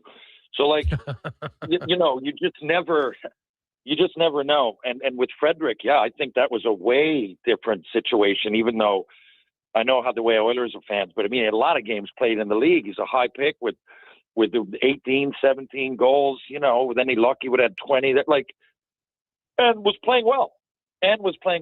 So, and the door isn't closed on him. Who knows? If they find that guy, a youngish player with a lot of gas in the tank, and I know that I'm going out there, and the team invested all that money, and the fans are there. I want to prove something to him. I would think he's got a lot of pride.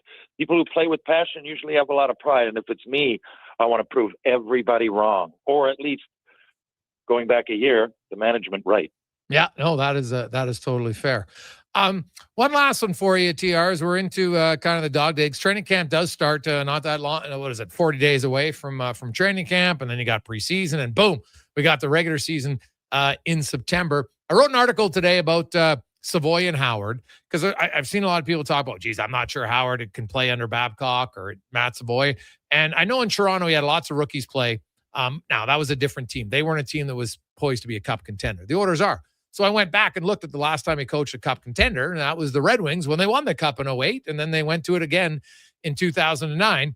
And he had two forwards, Yuri Hudler, Valtteri Filppula, both in 2008, were in their second years in the NHL, and both were regulars in their top 8. Hudler ended up 4th in playoff scoring with 14 points. Filppula played 16 minutes in the regular season, 60 minutes again in the playoffs. Babcock will play younger players, if they play well. And what do you think the chances are? Both, I think Savoy's a lock. He's making the team, no question. Yeah. I think he's probably a lock, maybe in the top 6. Do you think him and Howard are both regulars this year? Yeah, it's a great question. Yeah, well, if not, I think Howard's done some disappointing. I given how he came in, and I'm not saying he's Gavin McKenna type scuttlebutt on that guy, but he's a very talented player that the Oilers acquired, and there was a certain expectation. And now all of a sudden, you've been here for more than a year.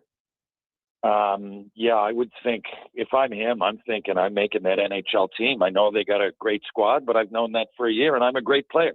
I'm thinking, and never to have young players adapt is never a bad thing. Sometimes you don't have to search too far to find what you want, right? It's just in the minors. So I would think, and as far as Babcock, the thing about it as well, because of a few instances, and we know that he can be a hard ass and all that, but again, he's gone through a screening process with current Oilers who know exactly, who are smart, logical people. I don't think he's going to get on it. I don't think anything crazy. I don't think we're going to hear anything about that. I mean, maybe I'm wrong, but I think Mike Babcock knows exactly what he got to do. And because of all those things that sidetracked, those off ice and how much he can be hard on guys. But again, I think it's just he hasn't.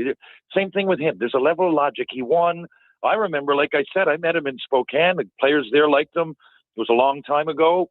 He was respectable to me after. I just think all of that can, and I'm not saying we're totally out of the woods. Maybe he'll be awful, but I'm thinking he always did, like you just said. You'd have to track down the stats because you don't think of Mike Babcock that way, but he wants to win as well. And if that means developing, he might have a different way to do it. But, and that's probably true. Probably always has had a different way to do it.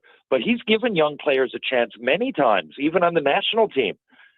So I would, if it's me, and I would be thinking more like, let's get in the room. I'll do everything I can to make the coach happy. But I would be thinking the same about Connor and Leon.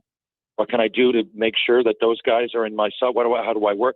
I'd go to them with lots of questions if I was a young player, for sure. I mean, not that I wouldn't have them for the coach, but you guys are honed in here. Like, I know you got more experience than me. You were in my position once.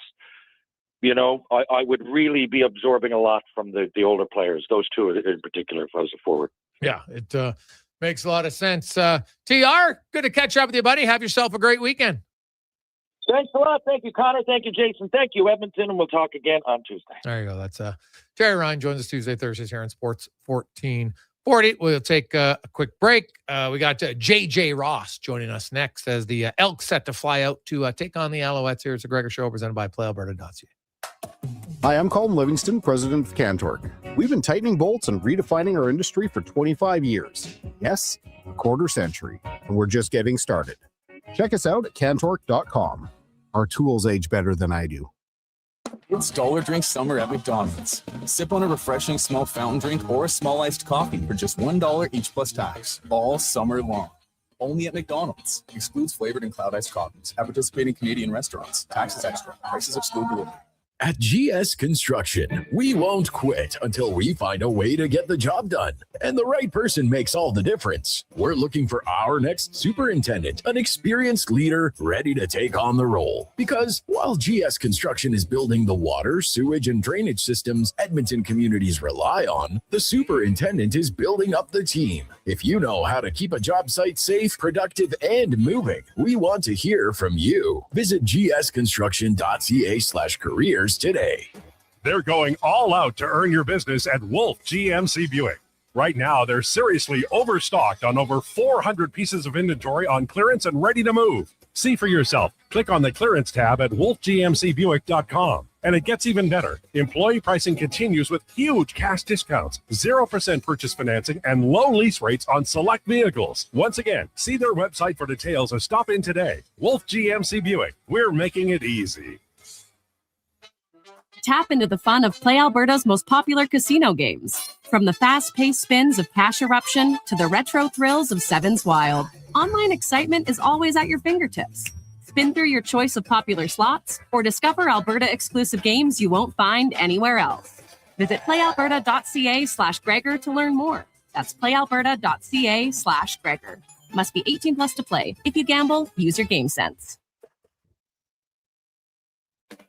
Diamond Ride is one of Alberta's premier specialty charter companies.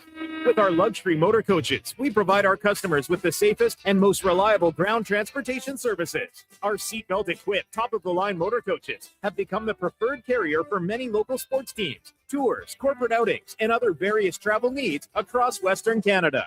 For more information and to request a quote, contact sales at 877-748-0991 or visit silentrides.ca.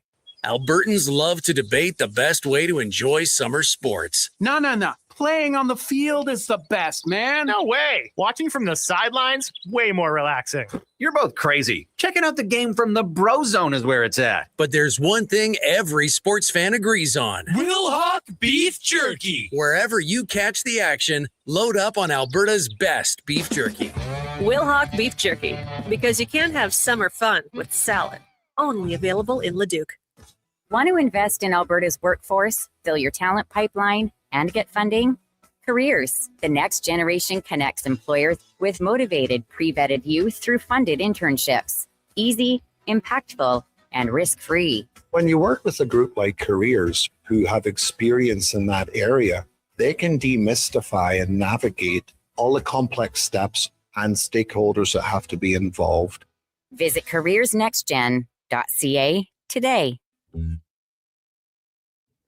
Portions of this hour brought to you by Sherbrooke Liquor, the best place for wine, cocktails, and beers from all over the world. Also, a variety of excellent non-alcoholic options. See more at SherbrookeLiquor.com. This is Sports 1440, where Edmonton talks sports. On YouTube, Facebook, and X. Here's Jason Gregor. Brought to you by playalberta.ca.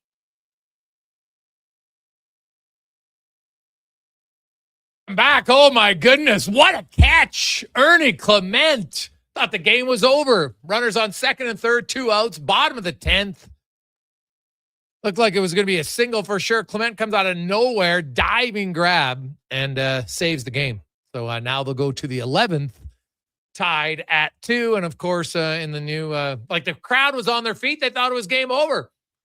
Even Kelly, the hitter, he was running hand up. He thought he'd won the game. Oh, that will.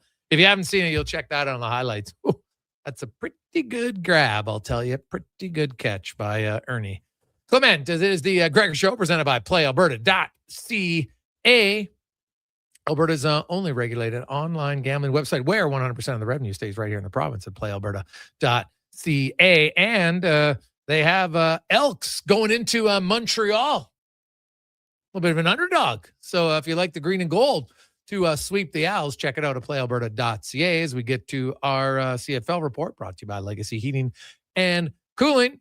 Home with the no payments, no interest for 1 year on your AC or furnace, or bundle them up and save even more at legacyheating.ca.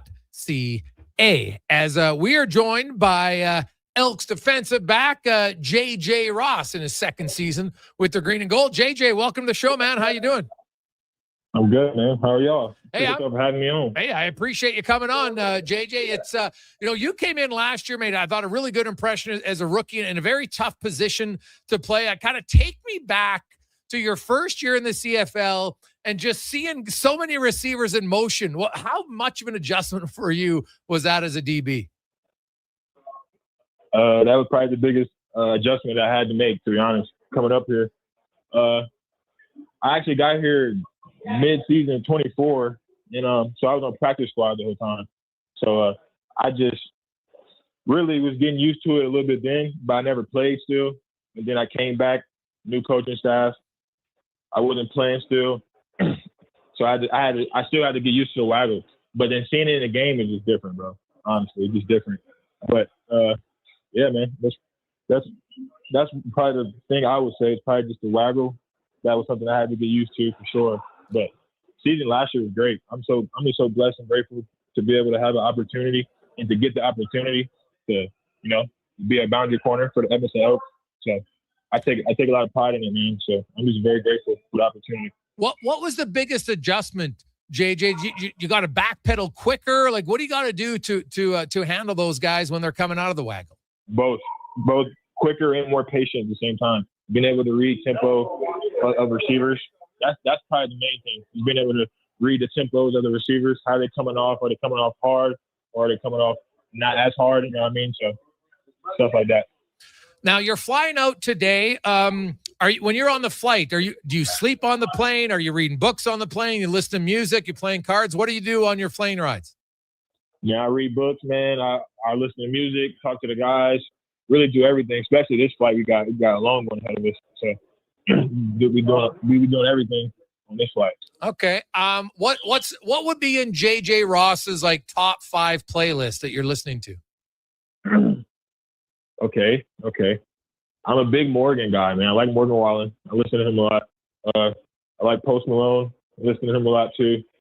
Who else I like to listen to? I like listening to Christian rap as well. Okay. So I like a lot of Christian rappers. That's really it, man. I really I used to listen to Gunna a little bit, Lil Baby, not as much anymore, but kind of just mix it up, really. Okay, so you're fairly eclectic then. You can listen to a lot of different things. All right, that's yeah. So you like some country music? Do you know how to two-step? I do. Ooh, all right. Yeah, I got a little rhythm to me, man. Okay, all right, that's good. Hopefully, if I get in the end zone, I can show a little something. That was my next question. If JJ Ross is going on a pick 6, are we going to see a TD celebration dance? Do you already have it planned? I definitely do have it planned. Me and the other DBs, we all have our celebrations planned. Okay. All right. Well, hopefully we get this maybe as early as Saturday. You're going up against Montreal. Now, you guys have faced them once already. And right now, they got the best passing attack in the league. They got 2 receivers that you really come at. You're going to see a lot of, I know he switches sides and Phil Potty plays both sides. From what you've watched on film, what makes him so dangerous? How can you slow a guy like that down as a DB? Their chemistry, man.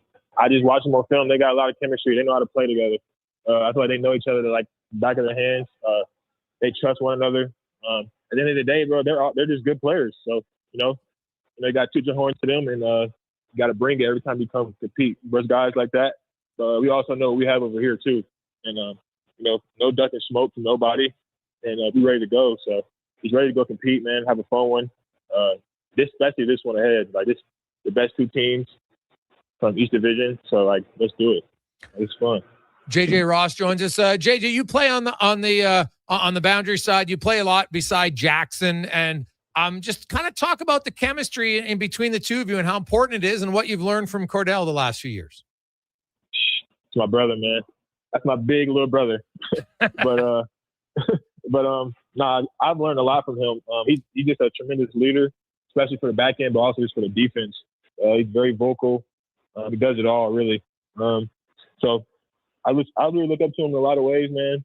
He's helped me a lot, especially when I first got here. Just, reading coverages and talking about the tempo, the waggles, just things like that. So, but our chemistry is second to none. Like I said, I'm always biased though, but I definitely think me and him are if not top two, but I mean, I think we're top DBs, one of the top DBs in the league, especially in our position at boundary corner and boundary half, especially playing together. So it's a pleasure playing with him and playing with the Blanco on my side too as well. Like I'm super comfortable playing with these guys. JJ Ross joins us. Elks getting set to fly out. They're going to go to Montreal, take on the 7-1 Alouettes. 1:00 start Saturday afternoon. Should be a hell of a game. The secondary got off to a little bit of a slow start when it came to interceptions. And then since then, you guys have kind of been exploding and getting multiples every game. That unit was together last year. And, you come back and everybody's there. That continuity and just maybe the internal healthy competition amongst the five guys in the secondary. How do you feed off one another? Just seeing one another make plays. It's actually we got a little joke going on right now, but T. Ford, Terrell Ford, he's actually been the one to pop off the interception for us each game. So we always say, T, you guys started off for us. but like you said, it ended up rapidly, turning. We know that's how it happens though. It's a long season. Just be where we're supposed to be, make plays, they'll come. Now, you mentioned that you have you have a TD celebration. Now, I know it doesn't happen often, but do you ever will you ever have a sack dance if you ever have the opportunity? And I know corner blitzes are very, very rare, but is that something that's in your arsenal as well? I do. I got all stuff in the bag, man. I'm definitely ready to. I'm just ready to pull them out, man. I gotta make some more plays. I'm trying to do that. I'm ready to pull them out though. What's the biggest difference you've noticed in how JC Sherritt calls your defense this year to last year? I don't really, honestly. JC, he trusts us and he trusts his playbook. So honestly, not really any much difference. We have the same playbook, same calls, you know what I mean? So, honestly, there's not too much of a difference this year, really. I think it's just the guys just being in it for another year and just being able to know the system. So, I think it's really more of that. Okay. Zone or man-to-man? I'm assuming most DB. Do you prefer man-to-man over zone? I've interviewed. Say it again, sorry. Do you prefer man-to-man over zone? Say it again, sorry, sir. I said, do you prefer zone or man-to-man? Man-to-man. And definitely more of a man-to-man guy. Sorry, the one of the people in the airport told me I got to hurry up. Yeah, no, that's okay. I know I hear the planes. So I'll let you go, JJ. I don't want you to get kicked off. I don't want you to miss a flight. So good luck on Saturday. Thanks for joining us right from the tarmac. We appreciate it. Thank you, man. I appreciate it. Hopefully I get to rap with you guys a little longer. You betcha. That's JJ Ross, DB of the Green and Gold. We'll get him back on. I like that. He was just trying to blow. Hey, don't worry. I'll get on there. So I love it. They're playing set to leave in about a half an hour's time. So they got some time. Somebody's right on the ball. But hey, you look at the secondary of the Elks, they're going to have to be really good. And I love what he said about Montreal. He goes, man, they might have the best chemistry. That offense knows what they're doing. And the stats don't lie. You look at Montreal's pass and attack. Davis Alexander leads the league in passing yards with 2,788. And you just look at receiving yards. Tyson Philpott already has over 1,000, 1,023. Tyler Snead is second, and he's at 794. Austin Mack is fourth in the CFL, leads the Elks with 656. He's almost 400 passing yards back of Tyson Philpott. Like, he has been a machine early on. And Ford and Ross are going to be the two guys because they do switch Philpott. He plays both sides. He's not always just up against the boundary corner. He'll play both sides, and it's to me that's going to be the biggest one. Can they disrupt the consistency of the passing game of the Owls? Easier said than done, because they have been very, very good. Like, Davis Alexander is just having himself a whale of a season, man. Like, it's super impressive. If you take Philpott's yards after catch, he'd be 20th in the league. Just in yards after catch? Just in yards after catch. pretty impressive. So you do have the two leading quarterbacks in passing yards. Now, Chad Kelly's played one fewer game, so he probably would be ahead of Fajardo. He's played 7 games. Fajardo's 8. But so you got guys who can air it out. Both have 14 touchdown passes this year. Fajardo has attempted 270 passes. Alexander's attempted 275. Alexander's completed 194. Fajardo's completed 197. Fajardo has a 71.9 completion percentage. Alexander has a 71.6. The difference is, in those 3 completions, Alexander has 211 more yards. So, he averages 10.1 yards per pass reception, and Fajardo's at 9.5. Not a huge difference. Right? Not a huge difference, about a half a yard. But that is that's where it sits right now. And, man, the Jays just continue to make defensive gems here. Holy cow. Miles Straw just threw out the game-winning run at home plate. Are you kidding me? Jays are playing like they want to go to the playoffs, Connor Halley. This is a wild extra innings, man. Absolutely wild stuff going on. So you'll definitely want to be watching 30 for 30. Jays 30 and 30 a little bit later on. 833-401-1440, 833-401-1440. The injury report has come out for the Elks, so Nick Anderson's available. He's going to play. David Beard also is going to join back in. That should help the running game. I don't think that's been talked about enough. They really miss David Beard in the run game. Getting him back in. So Beard's going to play center. Boyko's going to play right guard. O'Donnell's going to play left guard. Also, Noah Curtis is going to play. Jared Brinkman's going to play. DeBlanco, Cordell Jackson, and Kenny Logan Jr. were all limited and are questionable, but I expect them to play. Jacob Holmanen's the one guy we know who for sure is out. And there'll be the change on the offensive line. Cordy's going to move back. He'll be the 6th offensive lineman, which, hey, if he's your number 6, that's pretty good. I think it helps in some of the jumbo offensive packages to have your 6 best O-linemen going. And away they go. We'll see where they're at. And now the Jays just made an error. He praised the defense. to lose the game. A throwing error. Did he just miss the ball at third base, Connor Halley? I wasn't watching. Yeah, I was trying to get him stealing third and just throw his little high. But was it catchable? Looked like it hit him in the glove, yeah. Oh, geez. Yeah. You get a glove on it, you should catch it. Wow, that's brutal. Playing with fire there, for sure. Quick break. We'll return. It's the Gregor Show presented by PlayAlberta.ca. And here comes Action Electrical Service Team sprinting onto the scene. These are your first responders for any electrical emergency. That's right. With their fleet of service vans and specialized gear, they assess, they service, and maintain electrical lighting and automation systems. They're all about rapid response. Quick diagnostics and repairs to restore power and safety fast. Hire the Action Electrical team to bring home a win for your project. Visit actionelectrical.net. At Papa John's, we know it's not just a pizza. It's a family gathering. A happy birthday, a special celebration, or just a sigh of relief at the end of a busy day.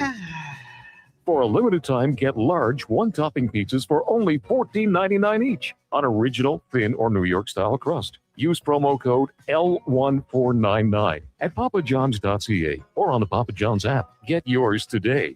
Better ingredients, better pizza. Papa John's. Come for Canada's largest trade shows, the biggest names in entertainment, exhilarating sporting events, and more. And stay for the experience at the Edmonton Expo Centre. Looking for the perfect place to host your next big event? From trade shows to galas, meetings, and concerts, the Edmonton Expo Centre has the space, event expertise, and service to make your next event unforgettable. With over 522,000 square feet of flexible event space, in-house catering, and operational expertise, they bring your biggest vision to life. Learn more at edmontonexpocentre.com today. CanTorque has turned 25. That's right, 25 years of building tools so good, they practically torque themselves.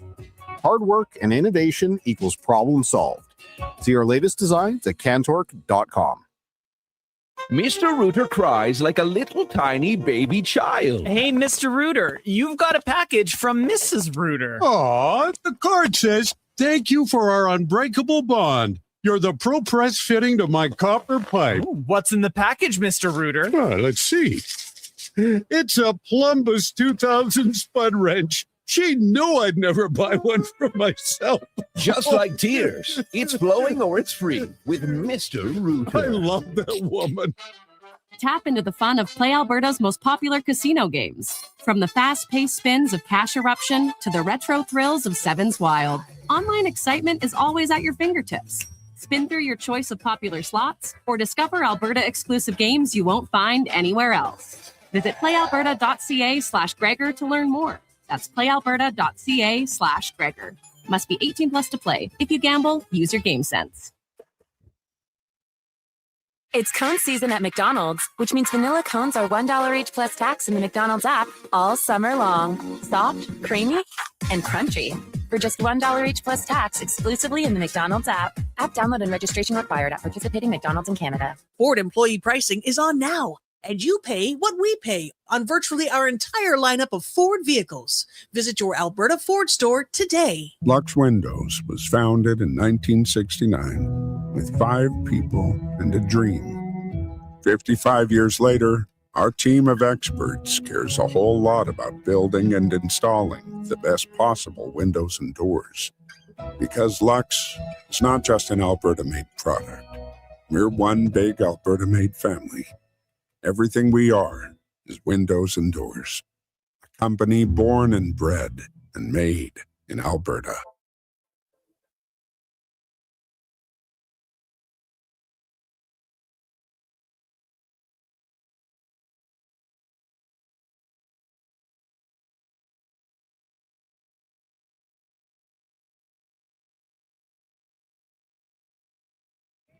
Portions of this hour brought to you by UL, helping you finish your electrical project. Is their goal from pot lights to electrical panels? The gear you need is at ul.ca or in person at one of their Edmonton area locations. ul.ca, your partners in power. The Jason Gregor Show, the best of Edmonton sports talk and beyond. This is Sports 1440. Presented by PlayAlberta.ca, Alberta's only regulated online gambling website.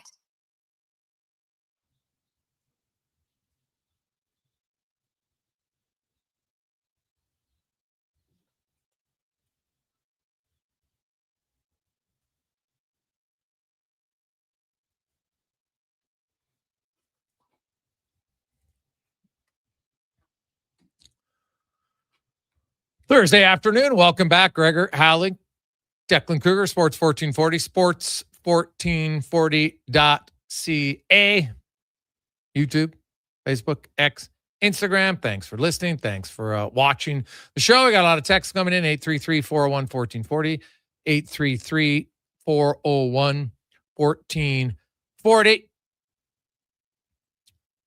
Hey, Gregor, what's your thoughts on Sportsnet changing some guys on TV? I'm just curious, since you returned, hope you had a good holiday. That one comes from Mike.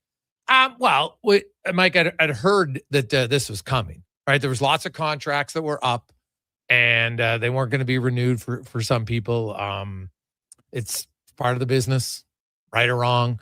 You have long careers, and you need some change. I've argued, I think at times one of the issues in hockey in Canada is we only have one national broadcaster who has the rights. We have more than one national broadcaster, but only one who has the rights.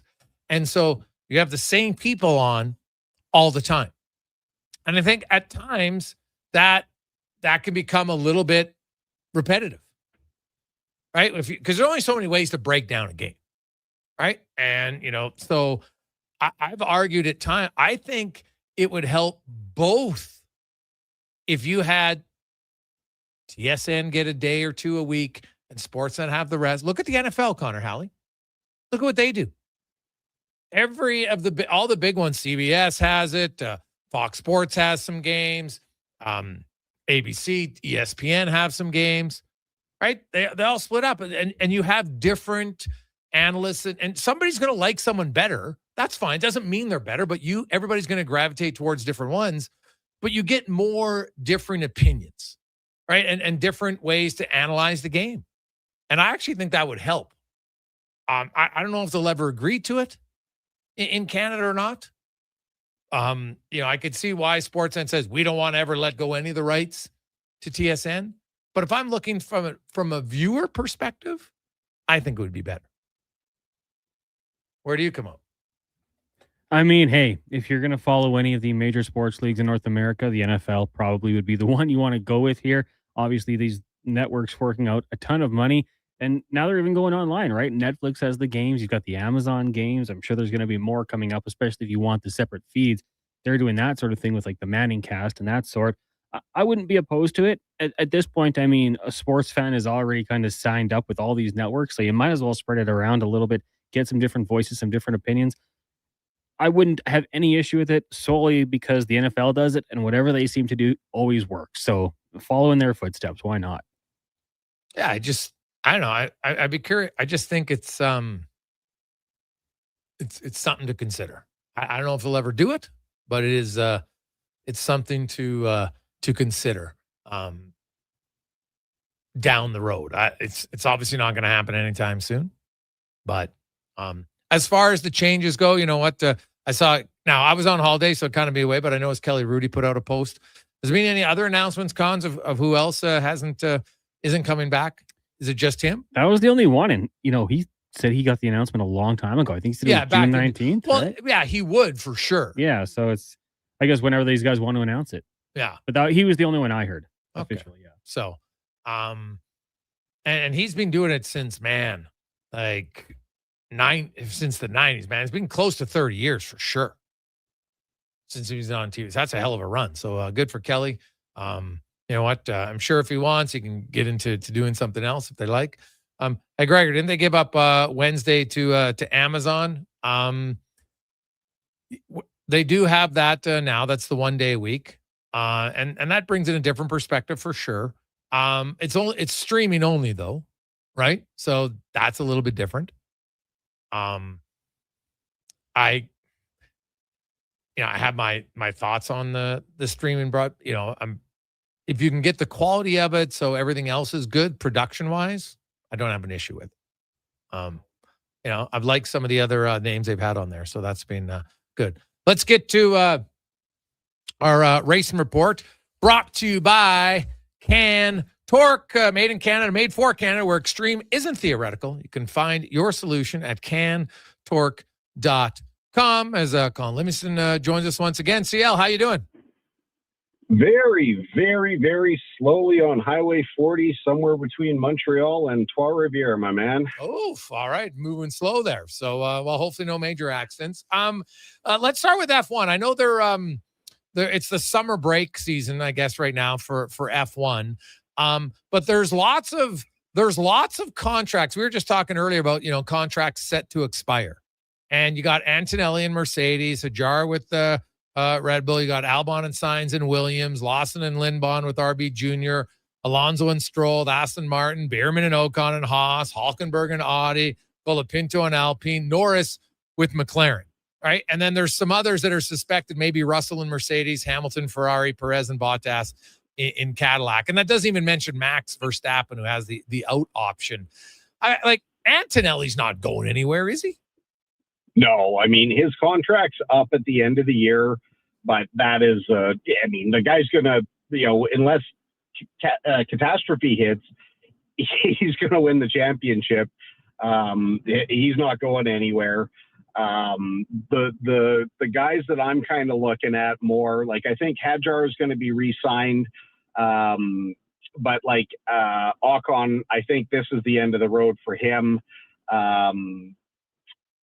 And then it'll be interesting to see what Red Bull, Racing Bulls, V-Carb, whatever they're calling themselves these days, does with Lawson and Lindblad. Okay. Now, what about Ferrari, and Mercedes really with Russell, and then Hamilton and Ferrari? Do you think those two are changing? The only way that something changes with Russell is if Verstappen makes himself available. I don't think there's any way that Ferrari's going to, put Lewis on the sidelines. Their next potential driver is Oliver Bierman, and he's just not ready to take that over. I mean, I think Ferrari's kind of learned this year that Lewis is superior to probably anyone they've had since maybe even Vettel or Alonso back in the day that could actually get their car set up. not enough credit's been given to Lewis for sorting through the issues that he kind of inherited. They've become a whole lot more competitive, which is something that if they were really tasking Leclerc to run the team to be their prime guy, I don't think they'd be seeing the same results. Okay. Colin Livingston joins us. A few things. Now you're down in Trois-Rivières, the Grand Prix. Now you won the last road race. Did you not at Calabougie? Yeah, we're bringing some road course momentum into this weekend for sure. Now, momentum's not a thing in racing, is it? Well, the way a broadcaster would say it, no. But from a practical standpoint, yes. I mean, the tracks are not exactly the same between Calabougie and GP3R. But when your road course car, when you kind of get the setup to where the driver's most, comfortable to be competitive, it does translate. Like, it's a vastly different setup when we're at, say, Mosport to what we're going to be doing this weekend. But, when you've got the good base on your road course car, it's absolutely, it's something that we will be carrying into this weekend. I know that, we'll be walking a little bit taller and, hopefully we implement the last couple of changes we talked about with our crew chief, Don Thompson Jr. And we need to, the problem we've got is that this is Disneyland, the Super Bowl, and like the biggest of the big all wrapped up into one weekend where we're going to get, this is going to be the biggest field we see all year. People are, they throw everything that they've got at it. So, even if we've got our car perfect, there's still going to be a crazy amount of competition. So we still need, we need a few things to fall our way, but at least we know we're going to be starting on the right foot. Now, this year is a little bit different. You mentioned how many cars you have starting, but the odd numbered qualifiers are going to run in the sprint 1 and then even number run in sprint 2, and the results determine the starting order for the race, correct? Yeah, kind of similar to what Daytona's done with the duels over the years. So yeah, when we qualify on Saturday, positions 1 and 2 are locked. So you can't lose out if you get the pole or you get outside pole. Then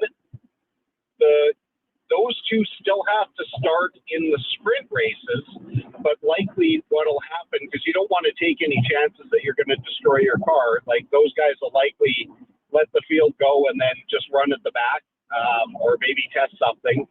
But yeah, the sprints are going to add a totally different dynamic that, you have a bad qualifying, but your car's going to race okay. It's not the end of the world because, you're going to have, I honestly didn't look at what the schedule says. We only got the schedule the other day, but I think it's like, 15 or 20 laps. So, pretty much a third of the actual race. Definitely going to add a lot more on track excitement for the fans, and really, really mix things up from Saturday qualifying to once we get through. I just hope. We've got so much racing that we're going to be doing. Like, this starts 5 weekends for us in the next 6, and the next 4 races are road courses. So, nobody can take a chance, piling up their stuff this weekend, because we need to be in Markham next weekend. We get 1 weekend off, then we run ICAR and Mosport in back-to-back weekends. So, nobody's really got that luxury to go, flat out. Okay. Quickly, the road course, so based on all the qualifications, when the race itself starts, is there a lot of passing opportunities? GP3R is pretty tough. There are, for sure, especially if you're legitimately faster. Most of the mid-pack guys are, some of them are aware, they'll just let you go. You can pass kind of into turn 1 at the back of the short straight at turn 4 or 5. And then, we'll see some passing, coming into the final hairpin. If people want to go back and look, there's videos where guys like Andrew Ranger and Kerry Mix have tried passing each other in every single corner for 2 straight laps. Oh, well, that's always a good time. So we look forward to it. Colin, drive safe. Hopefully you drive fast and you get there in time. That's Stag's job. But, yeah, I really appreciate it. Hopefully we see you back in the studio next week, my man. You betcha. There you go. That's Colin Livingston. The Racing Report brought to you by CanTorque. Coming up in the final few hours of the show today, we got Spec. Seth Rohrbaugh is going to join us in just a wild contract that it's rare to see someone get 8 years after only 47 NHL games. 47 NHL games that led to 2 goals and 7 points. But that contract was signed today. $32 million. Good for him. Oh, we'll see. It's a pretty big swing. Pretty big swing. You got a few years, really, because if it doesn't work out in a few years, you can buy it out at third, which is still not great, but you can buy it out at basically, a 1.33 cap hit for a few years, which wouldn't be terrible. We're also going to talk a little NFL. We got some stats today. Our roundtable is next after Connor Halley and a Sports 1440 update brought to you by Go Auto. You're looking for a car, truck, van, SUV?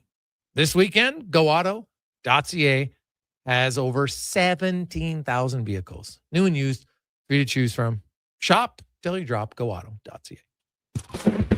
This is the Sports 1440 update. Tough one for the Jays earlier today. They fall in extras to the Cubbies 3-2 despite a great outing from Dylan Cease, striking out 10 in 7 innings, allowing just 2 hits.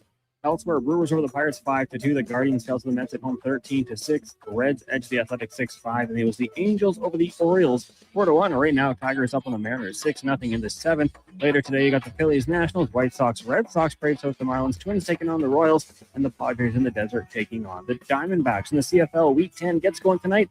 Argos and Stampeders from Toronto at 5:30. From the NHL, the Pittsburgh Penguins and Billy Kovinen agreeing to terms on an 8-year contract worth $32 million. The former second-round pick has 2 goals and 12 assists in 47 career NHL games. In the NFL, Jahmyr Gibbs and the Lions agreeing to a 3-year contract extension worth $75.75 million, $51.5 guaranteed to make him the highest-paid running back in NFL history. Since being drafted in 2023, Gibbs has been named to 3 consecutive Pro Bowls. On the field tonight, Hall of Fame game, Cards and Panthers from Canton, Ohio. That'll get going at 6 o'clock. Coming up in hour 3 of the Jason Gregor Show, we'll discuss the Penguins with Seth Rohrbaugh. We'll also ask 5 questions and get to the roundtable. I'm Connor Halley. This has been a Sports 1440 update. Sports 1440, Stingray Radio Station. CKJR broadcasts from West Edmonton Mall and Wetaskiwin. Download the free Stingray music app and listen wherever you go. Attention Alberta construction pros. For over 50 years, Japa Equipment Rentals has been your go-to for top-notch equipment and stellar service. Whether you need rentals or expert maintenance, we've got you covered. Stop by our Edmonton or Calgary locations today. At Papa John's, we know it's not just a pizza. It's a family gathering. A happy birthday, a special celebration, or just a sigh of relief at the end of a busy day. For a limited time, get large one-topping pizzas for only $14.99 each on original, thin, or New York-style crust. Use promo code L1499 at papajohns.ca or on the Papa John's app. Get yours today. Better ingredients, better pizza. Papa John's. Wondering what you can afford? Let Go Auto do the math with our free car loan calculator. No pressure, no awkward convos, just quick answers on your budget and payments. Bad credit? No credit? We got you. Text CHECK to 780-777-7777. That's CHECK to 780-all-7. Find out what you qualify for and start shopping with confidence. Go Auto. Drive what you love with payments that make sense. Your weekend hotspot is at On the Rocks. Party with Edmonton's best bands every Friday, Saturday, and Sunday. And we got them all. From the Varkels to Tallboy, Radioactive, Curves, the Fruit Squad, Morningwood, Roxilla, Punch Buggy, and more. Plus, the guy who keeps the party going every weekend. DJ Kenny K on the 1s and 2s, live. Get ready to have a good time this weekend. Your bar, your party, your On the Rocks. On the rocks. Declan Kruger, Sports and Sports. 118th. Craving a dining experience that rises above the rest? Head to Summit Restaurant in the Silent Ice Center, just minutes from South Edmonton Common. Savor exceptional house-made pizza, delectable entrees, and expertly crafted cocktails in a stylish, modern atmosphere. Perfect for a casual meal or a special night out. Summit offers a refined experience where every bite and sip reflects our dedication to quality. Elevate your dining experience. Make Summit Restaurant your destination tonight. You see it?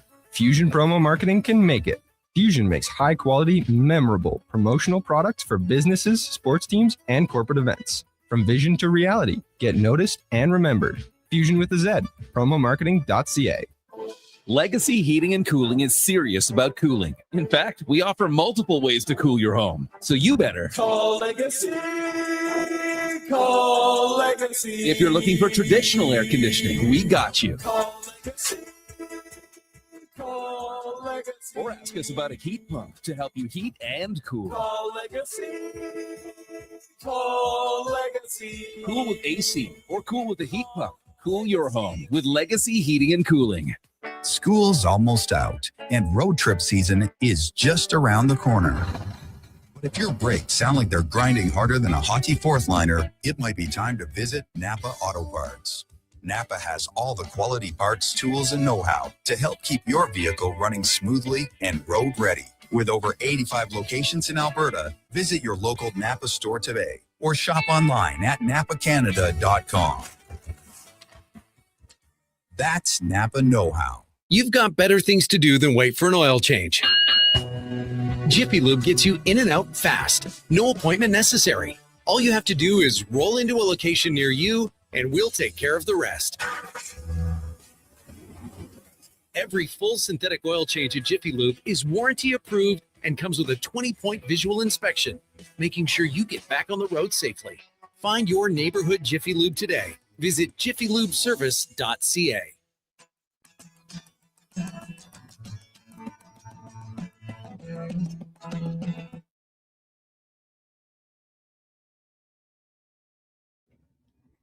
Portions of this hour brought to you by Elks Nation. Check out elksnation.ca. Articles, podcasts, and more breaking down the green and gold. The most in-depth WE football coverage, elksnation.ca. The Jason Gregor Show, the best of Edmonton sports talk and beyond. This is Sports 1440. Presented by PlayAlberta.ca, Alberta's only regulated online gambling website.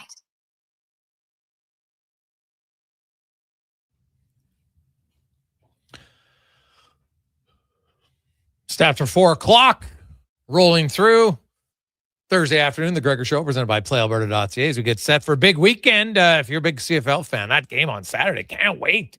Man, you're in a stretch of run here, game by the green and gold, where every game is much-watched TV.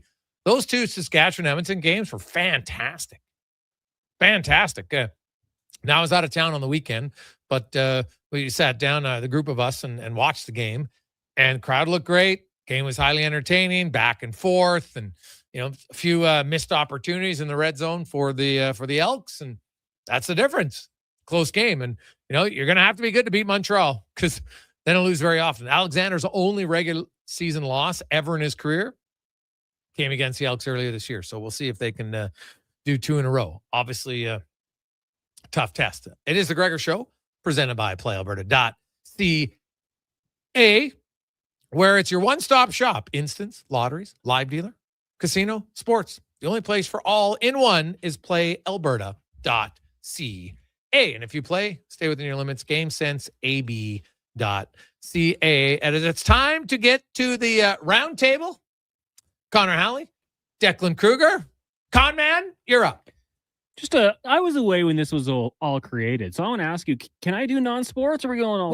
No. You can do non-sports for sure. Let's go non-sports, because there's a thing, and I know a lot of people let it rattle them. And I was walking through the mall today, and I saw Spirit Halloween, and I've heard it in our office. Can you believe that Spirit Halloween is already up? Well, Gregor, I am a huge Halloween fan, so I take offense to this one. I hear it when it's about like Christmas. Man, Costco already has Christmas supplies. That's okay. This is good. You can get ahead of yourself when it comes to this. And if you don't like it, simply don't look. Don't go into these specialty stores. and you don't have to let it bother you. But I hear it every single year where people are just freaking out about, can you believe they're selling this stuff already? It's not that big of a deal. Some people like to get ahead, and I might just keep taking my daily walks through Spirit Halloween because I like to look at the decorations. I think it's a little overpriced, to be honest with you, but it's great. It gets you into the holiday spirit. I'm on board for it, even if it is 2-3 months early. What do you guys think? Now, I've been very vocal about this. Halloween, one of my favorite holidays. Fall, my absolute favorite season. The CFL gets into the playoff swing. College football, the NFL is back. The leaves on the ground, the whole nine. I love it. That said, it's a little early for me. I would like to enjoy my summer for at least one more month, especially around here. Like, what do we have? 2.5 months of summer, realistically. Like maybe 3 in a good year. That push for Halloween so early takes away from that a little bit. So like, I love Halloween. I love Halloween. I love the fall. I love everything that comes with it. So I love the vibes that a place like Spirit Halloween brings. But we can hold off until September 1st. Like, let the summer be the summer. We don't have much around here. So just let us enjoy those couple months. It's August 6th. What the hell are we doing? October 31st? You're telling me that there's nothing between now and then? Like, first, no one's buying. That's the thing about Halloween. No one's buying candy this early because then you'll eat it all. Right? So trust me, you've all made that decision. I made the wrong decision, man. Oh, yeah. Hey, you know, I'm going to buy the candy a little bit earlier. And then what do? You end up eating it. So you're not doing that. And then if you ask your kids, how many kids know what costume they want on August 6th? 5%? Maybe. Yeah. And it's going to change. Adults, maybe even, well, kids, exactly. What they think now. And then all of a sudden school starts and then something else comes out big. No. Now I want to be this. Now I want to be that. So I think it's kind of a waste. It's like, I don't want to be thinking about an event that happens maybe with snow or not on August 6th. So way too early. Now, I'm curious if there is, with these buildings that they are renting, because it's only, 3 months? Is there a minimum 3-month rental period? So you like doing it now is the only way to really have it make sense. You go a couple days after Halloween to get rid of your stuff. But I was in on it. The Duke and I took a walk through. I was getting fired up. Yeah, but you didn't purchase anything. Not yet, no. Yeah. Not yet, no. But I love it. I'm not going to let it bring me down. But doesn't it take away from what summer should be for you? Aren't you like, this should, we should be out at the lake right now? I don't have a lake. Not looking at Ghostface 7 costumes? Summer does not mean that much to me. More of a winter guy myself. Fall. So What? You don't like summer? I don't love it as much as some people. I have friends that summer will like dictate their mood. When it starts getting cold, they get really upset by it. I can't control it. I don't let it control my mood. I don't let it control me. But I love summer, man. Like, get outside, go for early bikes, and way earlier than I can ever do. There's hardly anybody on the road. I love it. There's just something about it. You sit outside, you got shorts on, you're wearing sandals. There's no socks for months. Like, yeah, I love it.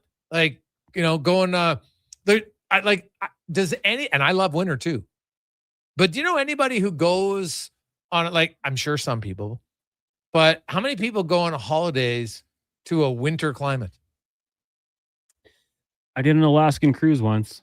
That being said, it was. Yeah, you were on a cruise. Yeah. Well, I mean, hey, but you were on the boat. Most people might want to go down south. I went north. Oh, okay, but on the Alaskan cruise, what were you wearing? Were you wearing gloves and a toque? No, it wasn't that cool. It wasn't like Antarctica or anything like that. So, like you might go for a weekend trip in the winter someplace because they got outdoor activities or something like that. That's great. But man, I love summer. Yeah, I love how you tried to sell us on that too, like you were climbing Everest or something. Like, well, I'm just saying. I mean, people do go to cold weather climates for vacation. I never said anything about Everest. I said it was spring. I never said it was winter. I went on an Alaskan cruise. Like, dude, you're on a boat. Yeah, a cold boat. You guys wouldn't get it. You've never been. You've never sailed the seas like me. Oh God, yeah. Were you up chucking over the side?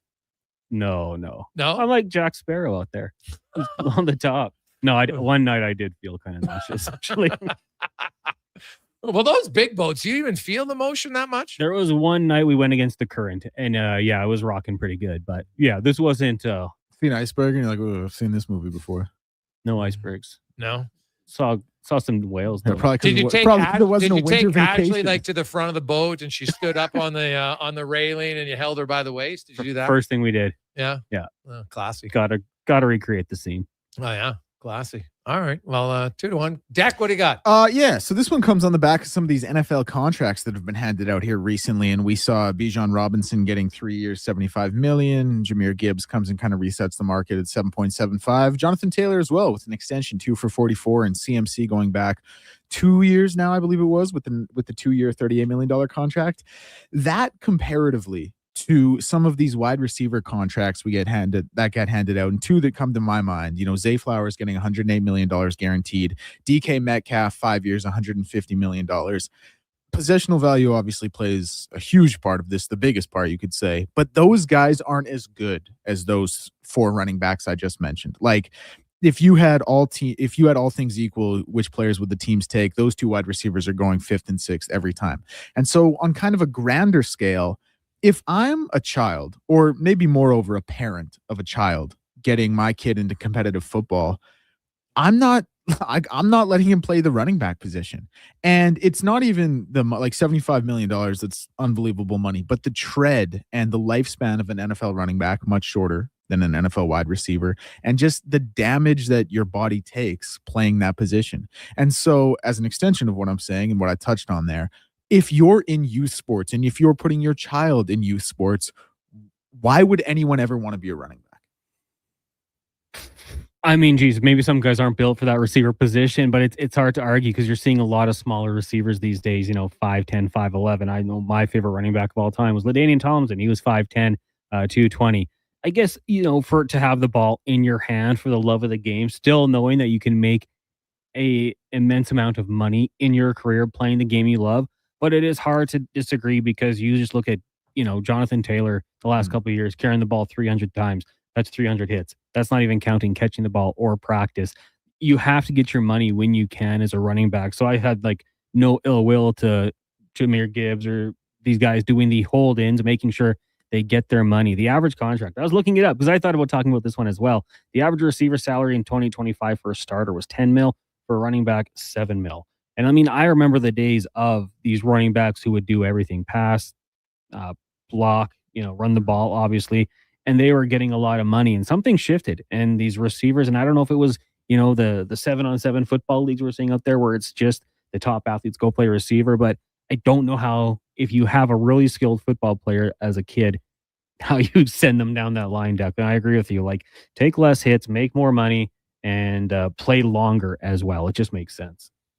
Well, I don't know if I would ever worry about pro when I'm having if my son comes to me at 10, 12, 13, Dad, I want to be a running back. Great. Have fun. Here you go. And, football, there's so many athletes in football that don't even start till high school at various positions. And, some start even later and, they still make it. So to me, I want them to play. I think if we're ever thinking about, well, what could they be as a pro during a position? If he's that good of a player as a running back that somehow he could even get an NCAA scholarship, even play, at youth sports, that's pretty difficult in itself. Never mind get to the higher levels of a pro in the CFL or the NFL. But I look at, a guy like Justin Rang, still the top end running backs, obviously, still 25 mil. He's making 25 mil a year. It's pretty good money. Still cashing in. If you're that good of a player that somehow you were blessed with the ability to play pro and you only made 25 mil, I'd be like, I think we can survive. I would teach him more so money management than I would encourage him to change and to play a different position. Because I think, I don't know, this summer, if there was one thing that irked me more than any is these NBA guys going on pods trying to tell you how $100 million isn't that much money. Are you an idiot? No offense, dude. Grab a clue, read the room. Geez, not that much money. No, it's more money than 99% of people ever have. And if you can't figure out how to save it, that's your problem and your problem alone. Now, I know Roundtables use you guys, but because of my holidays, I want to get in a question I want to ask you. So on our flight home on Sunday, I like to pre-book, and we were on a flight that had 2 emergency rows. It was rows 15 and 16. I didn't know that when I bought a ticket, and I got to upgrade, and it was $30 to upgrade to the emergency row. So, of course, I do it because I like the extra leg room. That's Zay Flowers money. Yeah, so $30. So, yeah. So, I upgraded. So as I'm sitting in my row, and we're in the second of the emergency rows, there's a row right in front of us, and there's a guy sitting in the window, and then a guy in the middle seat. No one's on the outside seat. And the lady comes back, the stewardess, and she all of a sudden asks, and she's looking for names, and then she asks, "Oh, what's your name, sir?" The guy in the middle seat, and he says his name. Well, he should have been in the row in front of him. So I don't know because if he sat down in the row on purpose, I think he would have sat down on the outside seat, right? Like, why would anybody who has a middle seat then take a middle seat in the row behind them unless it was just an accident? Because if you actually on this plane, it said rows, and then kind of row 15 and 16 was kind of blocked out. You didn't really see it unless you're counting. So I think it was just an honest mistake. And there was no one sitting on the outside.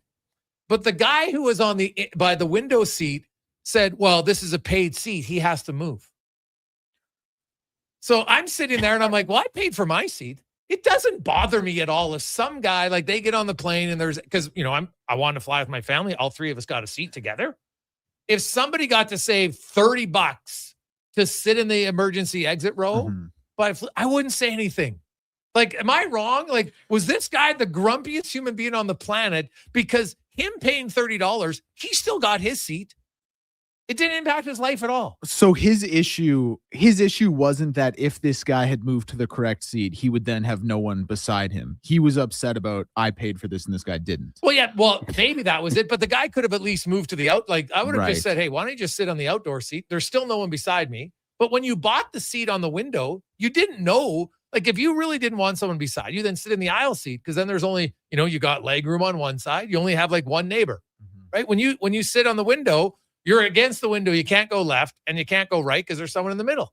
If you're in the aisle seat, you at least got some, that's why I always like the aisle seat, right? You get to spread your legs out, do whatever, unless when the car comes by. But I was kind of blown away by the guy telling the stewardess he has to move because I paid to upgrade my seat and this guy didn't. Yeah, it's a Karen move for sure. The only thing I was going to say, and you kind of answered this question, the ultra rare move, sometimes people do pay for two seats just to have no one beside them. If that had been his situation, I'm going to side with him. Like, if you're paying for two seats. Oh, yeah, no, well, if you pay for two, yes, but that's different. You made it sound like that wasn't the situation. No. So no, in that, like, I'm not on a plane groveling over $30. Like, I would have handed that guy a 20 and a 10 and said, here, man, I think it's okay. Just let him take the aisle. Like, to go to the extra step to say, no, you actually have to move back with the rest of the pours. Ridiculous. Like, I would never do that. And I think anyone who does that is like, get over yourself. Yeah, I'm not the most controversial person. Over me paying $30, I'm not going to hold that against somebody else. That's kind of the best way to describe it was what Declan said. That's a Karen move right there. Just shut up, enjoy the flight. That's wild to me that you would even have like the audacity to say it. I was kind of blown away by it. Crazy. He's just like, well, it's I paid for this seat, so he can't sit in this row. And I'm just kind of like, wow. And so, over $30, like, that was the other thing, right? Like, I could see if it's first class, maybe in first class, but usually you don't sit in first class accidentally. Like, I literally thought this guy sat in the wrong row because it was a middle seat. Like, you're not sitting in the wrong row. Like, you're going to say, hey, there's two open seats here. I'm going to just sit in the outside one and see if somebody shows up or not. But I just kind of found it wild. I'm like, I'm trying to think if something that I paid for, it's like, you go to a sporting event, and if you pay blank for a ticket and somebody else gets to buy their ticket at a lower price later on, I don't get offended by it because I still have my ticket. His ticket wasn't changing my life. I paid my $30 because I was guaranteed to get my seat. I still had my seat. I just found it kind of wild that someone would act that way. And I'm like, well, maybe I'm wrong. Maybe most people would say, no, we got to have fairness. I just kind of found it kind of odd. Reminds me of those. Was it Trivago? Or you paid how much for your hotel room? Like, why would you care? We're in the same hotel. I paid whatever. I don't care if you got it for cheaper. It's no big deal. We got a lot of texts on the Halloween. Everybody's agreeing way too early. Way too for early. Candy. Commercializing everything's just too early. I'm sure the candy's there as a temptation because many people go in with, oh, you know what? I'll buy it now. It seems like it's cheaper, which it never is. I've always said, hey, here's my best Halloween hint I can get anybody. You go buy your candy on Halloween in the morning or at noon, and it's always lower. Because now the stores, they want to get rid of it. I've done it for the last few years. Now, some people don't like the stress of it, but I'm like, whatever. It's not going up. It's not like, it's funny. On Mother's Day Roses Day, Mother's Day, man, you probably pay even more than you would the day before. Halloween, it's the opposite. Now it's on a blowout. We're trying to get rid of the candy. And I don't think there's enough people who wait last minute that's why they do it. Because if there was, they wouldn't lower it until probably 6 o'clock at night. So.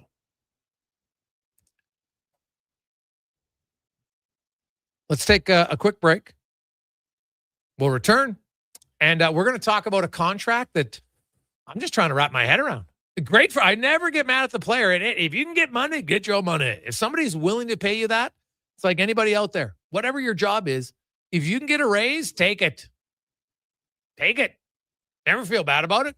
Someone's willing to pay you, good for you. But this is a unique contract.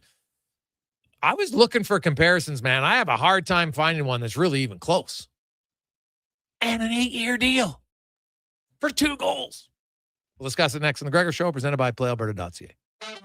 Tap into the fun of Play Alberta's most popular casino games. From the fast-paced spins of Cash Eruption to the retro thrills of Sevens Wild, online excitement is always at your fingertips. Spin through your choice of popular slots or discover Alberta-exclusive games you won't find anywhere else. Visit playalberta.ca/Gregor to learn more. That's playalberta.ca/Gregor. Must be 18 plus to play. If you gamble, use your game sense. When your project can't afford downtime, call Japa Equipment Rentals. From excavators and wheel loaders to compaction equipment, Japa has the machines you need. Trusted since 1972. Visit japaequipment.com or stop our Edmonton or Calgary locations. Hi, Mike here from Northgate Chevrolet Buick GMC. Car shopping sucks. That's right. Going back and forth 100 times just to get a price. Give me your credit card for a test drive. What's all these extra fees?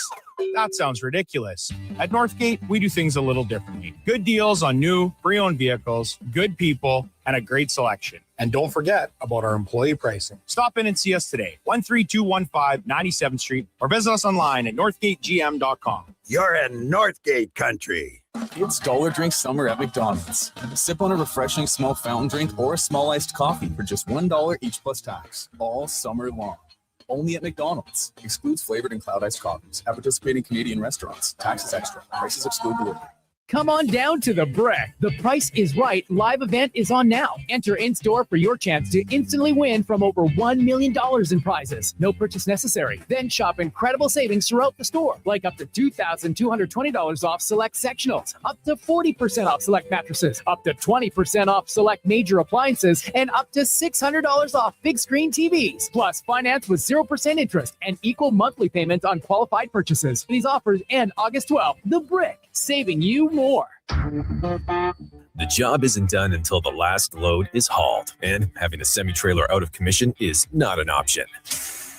Whether replacing or adding to your convoy, Edmonton Trailer has a huge inventory of new and used semi-trailers, trusted by the gravel, logging, oil field, fluids, and freight industries. Find a trailer right for you online or at one of their 3 locations. For sales, service, parts, rental, and finance, when you're in it for the long haul, Edmonton Trailer. Are you a skilled laborer? All-Star Construction wants to talk to you. A heavy equipment operator with Traco or backhoe experience? All-Star Construction wants to talk to you, too. With work in and around Edmonton for local land developers, All-Star Construction offers year-round employment. Whether it's power, gas, or telecom, developers rely on All-Star Construction to get the job done. So if you're a skilled laborer or a heavy equipment operator with Traco or backhoe experience searching for work, search All-Star Construction on Indeed.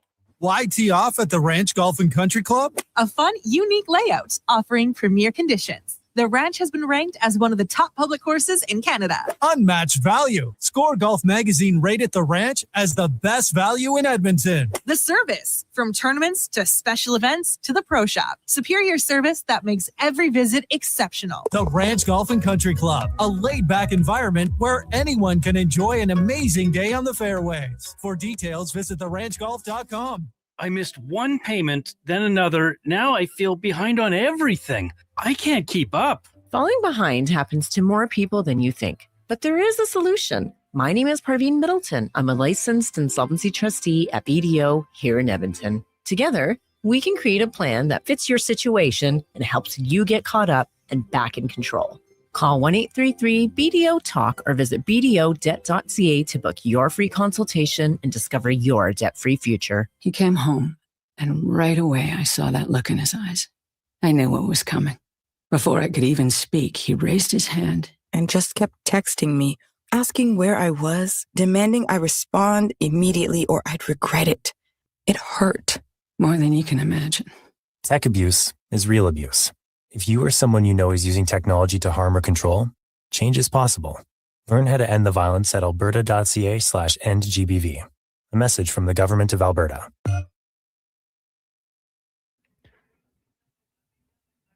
Portions of this hour brought to you by On The Rocks. Fundraise for your team or charity at On The Rocks. They'll make custom tickets for your event that include no line, cover, and one drink for your event. You keep the profits. Learn more at ontherocksyeg.com. This is Sports 1440, where Edmonton talks sports. On YouTube, Facebook, and X. Here's Jason Gregor. Brought to you by playalberta.ca.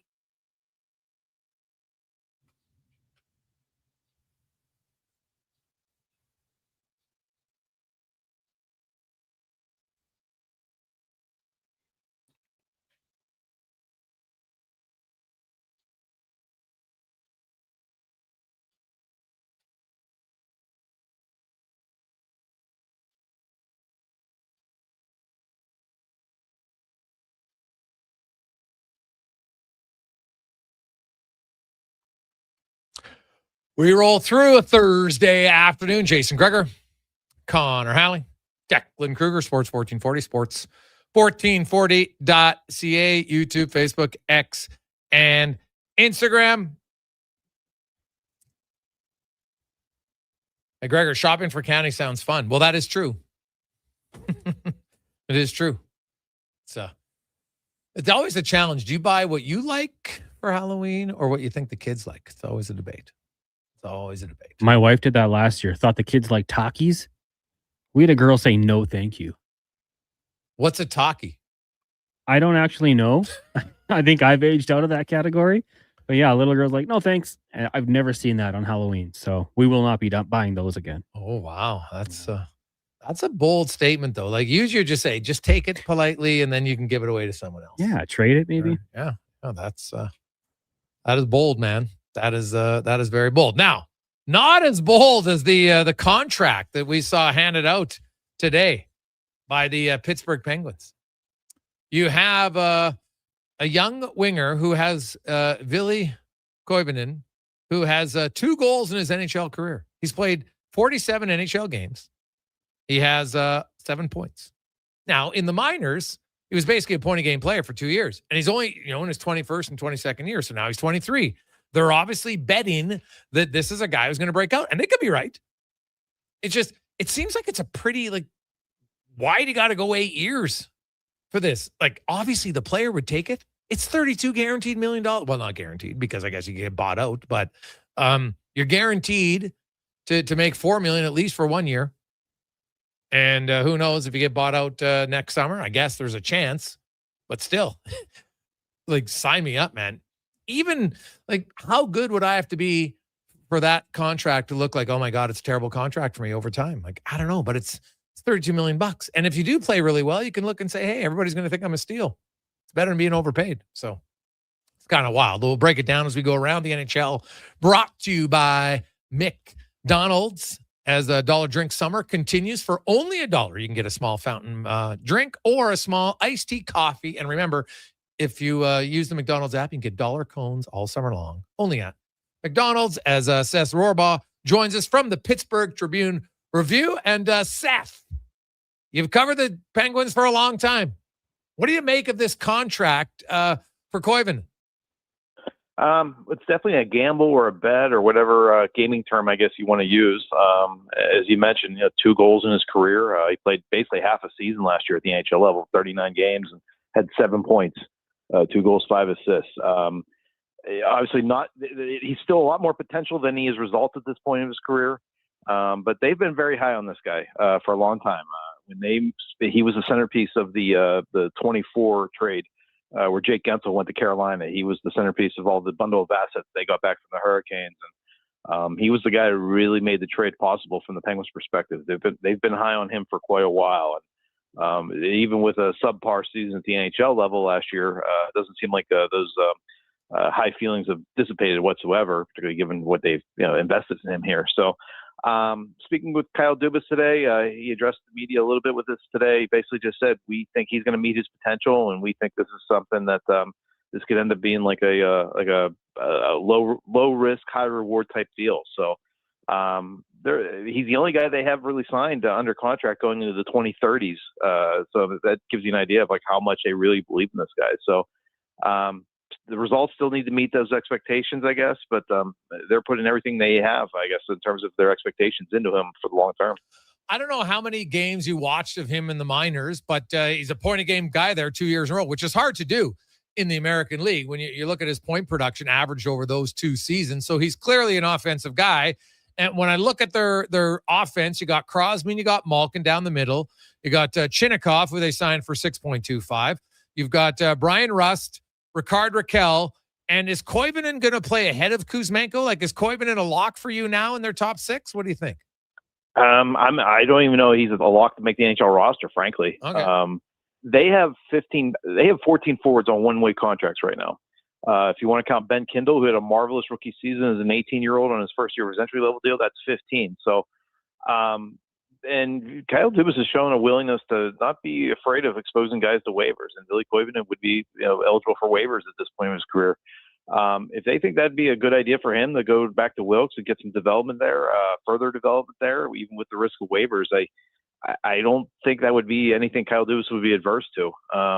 That said, I don't expect Billy Koivunen to go on waivers, but I don't rule it out. But and to be clear, I mean, with all these guys they have on one-way deals, it's guys like Nick Robertson and Connor Dewar, Justin Brazeau. Not exactly guys that are going to make or break your roster, but they're NHL players and they're signing NHL contracts, and they have a big logjam up front in terms of their depth in terms of forwards. Now, granted, it's not like it's the Canadian Olympic team they're dressing here. I mean, they're superstars or guys that are approaching, or either in their 40s or approaching their 40s, and then they kind of have a lot of the guys that kind of tail off, or just kind of guys that are just trying to prove that they're NHLers or steady everyday NHLers, I guess. But as far as being a top 6, I don't even think Billy Koivunen's a lock there. Certainly not. I mean, Sidney Crosby certainly has a comfort level with Brian Rust, Ricard Raquel. Yep. And they seem to have found something too with the second line there with, as you mentioned, Chinnikov. Evgeny Malkin's actually more of a right winger these days, and they just signed Tommy Novak, who was by default their number 2 center for much of last year, to a 3-year contract extension. So if Billy Koivunen is going to make the NHL roster, it's going to have to be presumably as a third line winger. Okay. And so he would, go ahead. He'd play with Kuzmenko then potentially on a third line. What about Nick Robertson? Where do you see him and they seem to have a lot of guys in kind of similar player types. Where do you see Robertson and Koivunen fitting in? Dogging it out to figure out who's on that wing. I mean, Ben Kindle presumably is the center on the third line there. Okay. Then you have a guy like Hendrix Lapierre. It was a former first-round pick from the Capitals they got off from Washington, a couple of days before the draft this year in a trade. Where does he fit in? He's more of a center. He's a guy that has another guy maybe has better history in the minor leagues than he does in the NHL. High pedigree, just has never met those demands just yet. So they had success bringing in a guy like Elmer Soderblom, who had some success on the third line last year. And that doesn't even account for guys like, say, Rucker McGroarty, a former first-round pick at the Winnipeg Jets, who they traded for a couple years ago. Avery Hayes, the undrafted player that came up, played wonderfully in a middle 6 role last year. They have a lot of players that are kind of like, as you say, maybe that same type of skill set or player dimensions there that it's going to be a pretty intense training camp in terms of trying to figure out who's going to make this roster. And again, let me stress, I don't think Billy Koivunen's guaranteed a roster spot just yet. Okay, that's totally fair. What do you make of the Penguins? Their off season, like last year, they surprised a lot of people. A lot of people thought the Penguins were going to kind of take a step back, and what are they going to do with Sidney Crosby? And obviously, that was proven false. And they went into the playoffs, but they didn't do what they wanted in the playoffs. What do you make of their team? And now you've got Sammy Girard, and you got Erik Karlsson and Kuzmenko, and you got a lot of pending UFAs. Is this another kind of wait and see where we're at the trade deadline season for the Penguins? Most likely, yes. They're not really in a complete rebuild, and at the same time, too, they're certainly not closer to becoming a Stanley Cup contender or anything like that. I think the story of their season last year was they had so many guys that came in and kind of had career years that you didn't really expect. Like Anthony Mantha bounced back. He was on a one-year deal, and he led the team in scoring with 33 goals. Justin Brazeau was a guy that just, I don't know that there were many circles in the NHL that thought much of him, but he came in and had a career season with 17 goals. Parker Wotherspoon, a guy that came in, had a career year of 30 points. Was a wonderful partner for Erik Karlsson. Guys like Connor Dewar and Noel Chari had wonderful seasons. So they shuffled a few guys out, Anthony Mantha, Parker Wotherspoon, et cetera, but they bring in a few other guys here. And I don't know if they're expecting, magic to happen again. And, a lot of these guys with, as Kuzmenko, does he recreate some of that 30-goal magic they had a few years ago? Does Nick Robertson live up to his potential and become maybe a 20-goal scorer? The defense is a real question mark because they have a ton of right-handed defensemen and not many established left-handed defensemen.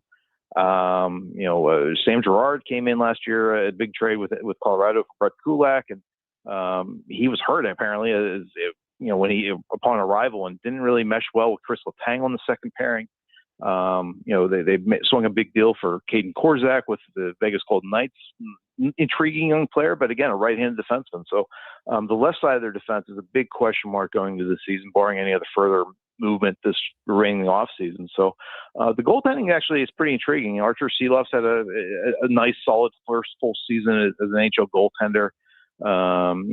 Kept them alive as much as he could in the first round. Lost to Philadelphia. Then they have a rookie in Sergei Murashov, a prospect who they really see him as the next franchise goalie here. So their goaltending will actually be shored up a little bit better here with Sergei Murashov essentially replacing Stuart Skinner. But a lot more questions, I would say, of this roster entering this season than it did exiting last season. Seth Robaugh joins us here on Sports 1440. We talked about the Koivunen. Surprising 8 years at $4 million. Now, it might turn out to be great. With the cap going up as high as it is, there's going to be a lot of teams I don't even think are going to be close, to be honest, to the salary cap ceiling. As we move forward, I think we're going to be in the next few years probably going to see some separation in haves and have-nots when it comes to spending dollars. You look at their division. You got Carolina, the reigning Stanley Cup champs. They're obviously good. After that, Pittsburgh, Philly made the playoffs last year. Washington's made a lot of big changes in the offseason. People wonder if the Rangers can figure things out. The Devils have been underwhelming for a while. When you look at all the changes outside of Carolina, is there a team you think right now that you'd say I'd put money on them being the second best team in the division? Maybe lazy pick would be Washington. I think they did quite a bit this offseason with bringing in some of the guys they did, Jordan Kyrou, Alex Tuch, etc. You would see, presume Alex Ovechkin still has enough left to be a steady, 20, maybe 30 goals threat still at this stage of his career. They've had most of the agreements there to be at very least a playoff contender, and they added, quite a bit this offseason. So I have to imagine they're probably a fairly safe bet to be the second best team in the division after Carolina. After that, 3 through 8 is kind of a crapshoot. I mean, Philadelphia has a nice young nucleus. We saw what they did in the first round against Pittsburgh, and they went out and they tried to swing big, and Leo Carlsson fell a little bit short there, but they seem to be trending in the right direction. New Jersey, I have to imagine, would bounce back. I think they're going to have some stability, at least off the ice, with Sonny Mehta coming in as the new general manager or new head of hockey operations, whatever the title is there, and giving them some stability after Tom Fitzgerald left. So the rest of the division, including the Penguins themselves, I'm just not very confident, at least in terms of just knowing what direction those teams are going in. But I'll take the lazy answer here. The lazy offseason answer is say the Washington Capitals, who spent however many $1 million in free agency this offseason, probably a safe bet to be the second best team in the division. Okay. Has there been any move around the league that's really caught your eye this offseason? Well, the Carlson signing with Philadelphia, I think caught a lot of eyes, just in terms of it basically reset the pay structure throughout the NHL. I mean, you think of Kirill Kaprizov, last year with the big contract extension at $17 million. Carlson basically resets all of that, at $18 million. So whenever, say, Colorado has to, figure out what's up with Cale Makar, what's that number? I mean, that number, approach, say, 20 million or whatever. So to me, again, that's maybe not that's obviously not a move where a player changed teams, but I think it probably reset the pay structure for the entire NHL league wide. I don't think I'm going on a limb saying that, but you have so many superstars that maybe kind of come up in their next contracts here. If a guy like Carlson's worth that much, what's say a Connor McDavid or whatever, whenever his contract, what's he going to be worth? So that's a move that again had some big ramifications, obviously, for the Flyers and the Anaheim Ducks, but it's going to have bigger ramifications, I would argue, league wide. Yeah, well, it's we already seen it. Celebrini gets up to 18.8. The salary cap, although Celebrini's percentage isn't much different of the cap than what Crosby's was when he signed at 8.7 and what McDavid signed at 12.5. It just shows you how much the cap has gone up. And, I'm curious to see, if we continue to see $9 million increments every year for the salary cap, because we're seeing it already, Seth. We're starting to see more of a gap between the top team spending and the bottom team spending. Yeah, and that was, way back when they had the lockout, that was, the big concern when you had the haves and the have-nots. Teams like, say, Colorado and the New York Rangers and Detroit Red Wings, a couple others, Dallas Stars, that they were spending so much more money than teams like, say, Pittsburgh at that time, or, frankly, a lot of the Canadian teams could afford to spend at that time. So I'm curious to see where this ultimately heads in terms of whatever's left on the current collective bargaining agreement. League revenues aren't exactly universal all the time. The Penguins themselves have, maybe not been a team that's selling out every single game. To be clear, they're not about to board up and go into bankruptcy anytime soon again. But I think you're starting to see a bit of a separation, to your greater point there, in terms of teams that can afford to spend to the cap versus teams that just frankly don't have it in their arsenal just yet. Yeah, it's going to be fascinating stuff to see. Well, Seth, give me a fun prediction. Koivunen, games played and points this year for Pittsburgh. Are we going to say Wilkes-Barre or Pittsburgh? Pittsburgh. Billy Koivunen, I would predict at least 65 games and 46 points. Ooh, how's that sound? 46. All right. It's a lot. Okay. Albeit in a third line role. Yeah. Predominantly. There you go. Awesome, Seth. Thanks for your time. Appreciate it. Sounds good, guys. Be well. There you go. That's Seth Rohrbaugh joining us from Pitt. Man, he gets 46 points. That's pretty good production. I think people kind of underestimate at times, how many forwards last year in the NHL had 46 points. And you can mix in just forwards, not defensemen. How many forwards do you think had 46 points in the NHL last year? Because if we went by, third line, top six, that would be what, 180, give or 192, give or take. Well, I'll tell you right now, 46 points would put you at 134th in the NHL amongst forwards. Well, technically tied, I guess, for 130. Bobby McMahon, Shane Pinto, Colin Graff, Jordan Kyrou, Connor McMichael all had 46 points last season in the NHL. It's almost like a 4, high end 4, low end 5, as far as point, or high end 5, low end 4, as far as point totals go in the NHL. 46 would be unreal. They'd be doing cartwheels if he gets 46 points, man. That would show you that in 1 year, that would be a steal of a deal. If he's over, 10 points per $1 million, man. It's a pretty good deal. Take a quick break. We'll come back. We got 5 questions or more on the Gregor Show, presented by PlayAlberta.ca. Need an excuse to upgrade your ride? Well, we got a few to share. Go Auto has over 18,000 new and used vehicles ready to test drive right now. With more than 70 locations, your perfect match could be closer than you think. A family-friendly SUV for soccer practice, a fuel-sipping commuter, or a hardworking truck that's ready for anything. Trusted brands and a team that's actually happy to help. Explore thousands of vehicles today at goauto.ca.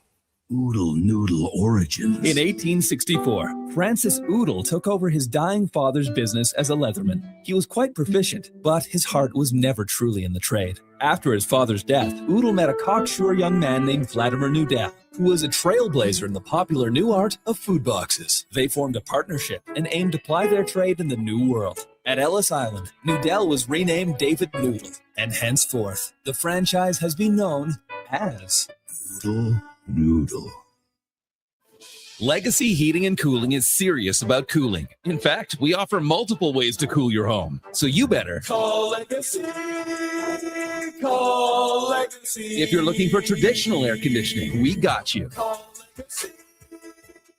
Call Legacy. Or ask us about a heat pump to help you heat and cool. Call Legacy.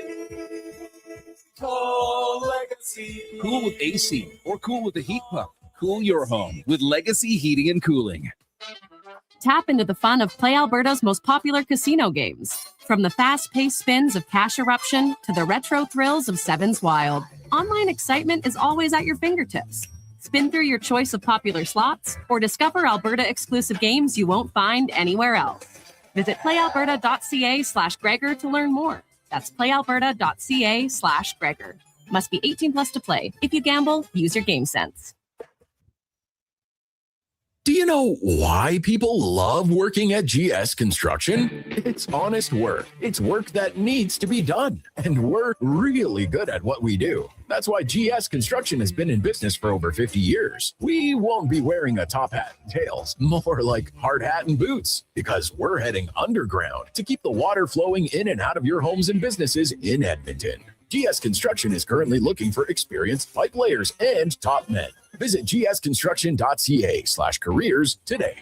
Well, get ready for a silly hockey fans. Your partner in power just skated onto the ice. EWEL.ca, the new e-commerce website for electrical wholesalers Edmonton, is ready for the power play 24/7, 365. UL skates to where the puck will be in 5 years. Now that's forward thinking. Killer selection, slamming products from the best brands, and legendary service. Don't sit on the bench. Get your account today at EWEL.ca and win that project. Plug into your partner in power. Get an EWEL.ca account today. You want it? We got it. At Harley Davidson of Edmonton, we have a huge bike inventory just waiting for you to ride. We're not a car dealer. We're your local family bike shop. We are riders supporting riders. Come find your dream bike here at Harley Davidson of Edmonton on the Yellowhead Trail, locally owned and operated since 1980. Find us at hdedmonton.com. Life doesn't always line up with Election Day. If you'll be away, busy, or just want to skip the line, you can vote by mail with a special ballot. No reason is required. Simply request your special ballot online, by phone, or from your local returning office. Just remember, completed ballots must be mailed to Elections Alberta and received by 5 p.m. on October 16th. So why wait? Find everything you need to get started at specialballot.elections.ab.ca. Be referendum ready. A message from Elections Alberta. Clean lies, fast, true greens, lush and predictable fairways. Yes, sir, it's a great time to play around at Colonial Golf Club. After the heavy rains earlier this summer, we've parked the Arc and our course is in fantastic condition. And no, golfers aren't coming out of the Arc 2x2. In fact, they're coming to the course in foursomes. Little joke there. And if you're looking to improve your game, our PGA pros are ready to help. Only 5 minutes from Edmonton in Beaumont. Colonial Golf Club. Book a tee time today at colonial.ca.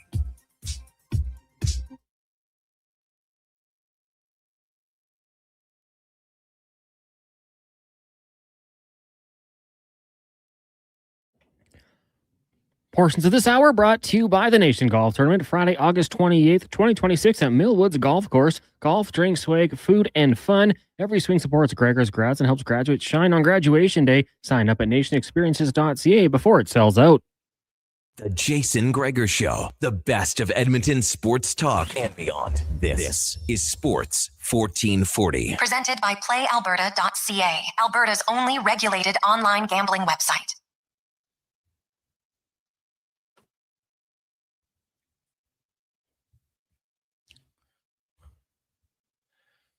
I like the Weeknd's voice, man. Pretty good singer. I hear he was great in concert.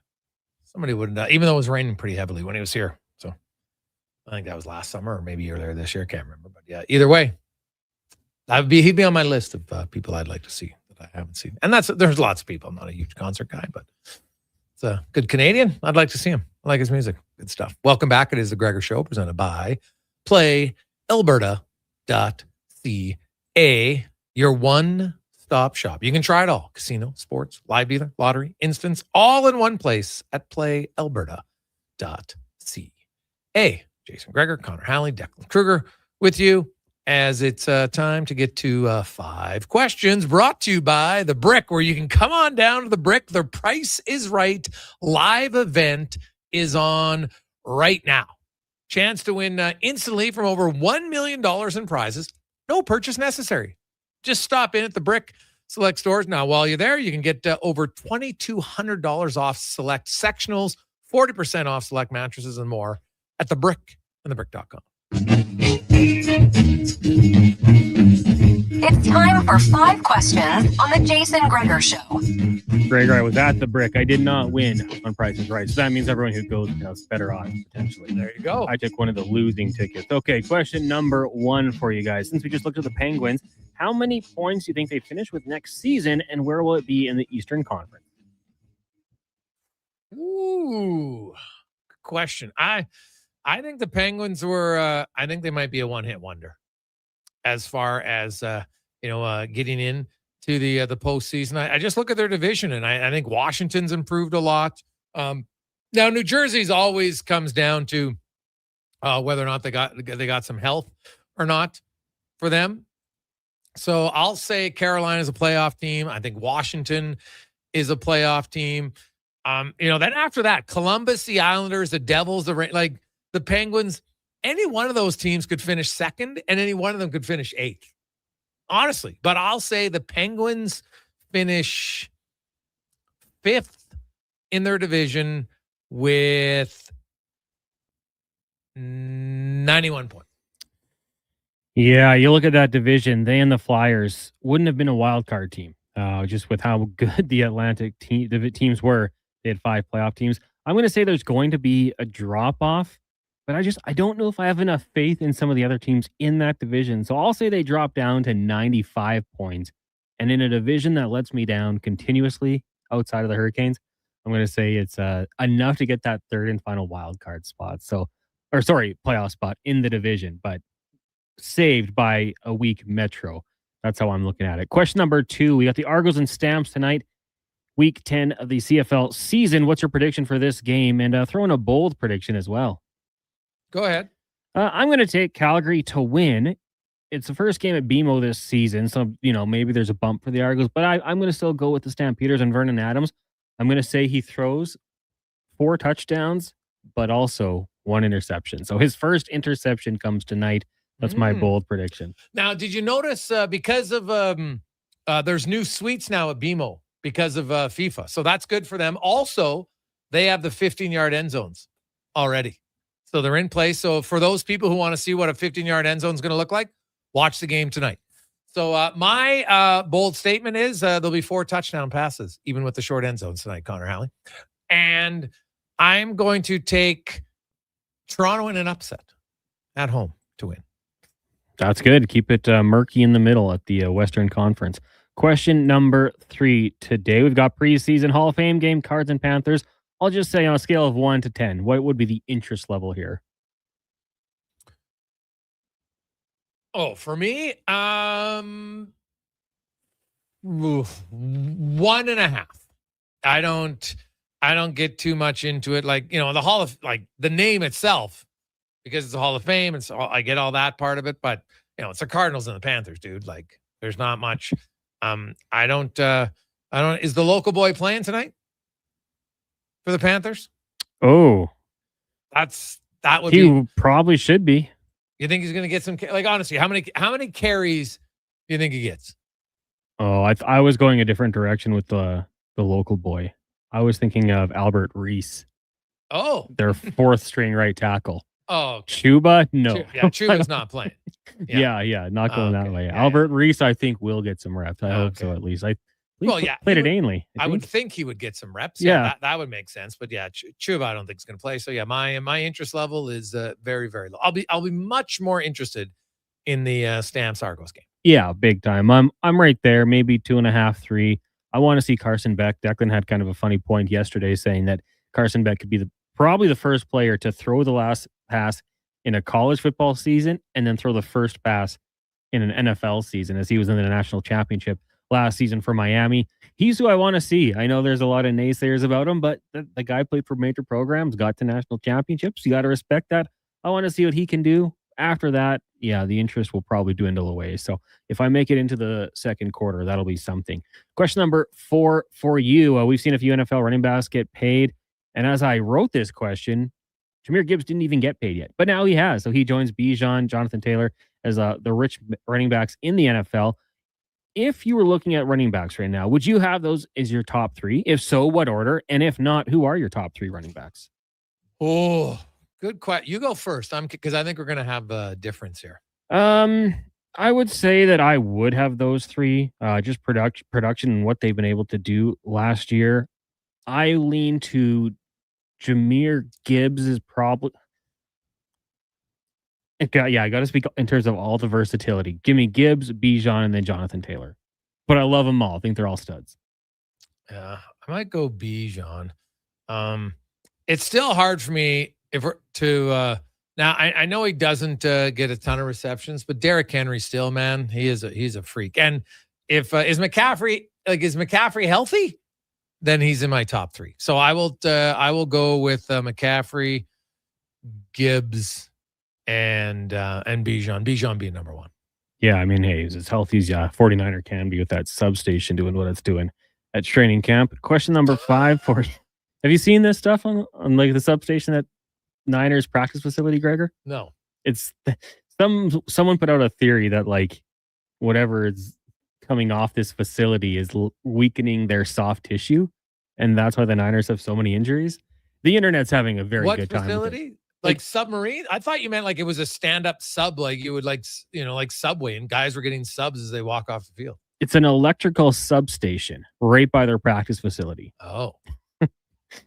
Everyone has said it's nothing, but it's with their injuries. Of course, the internet's going to have a good time.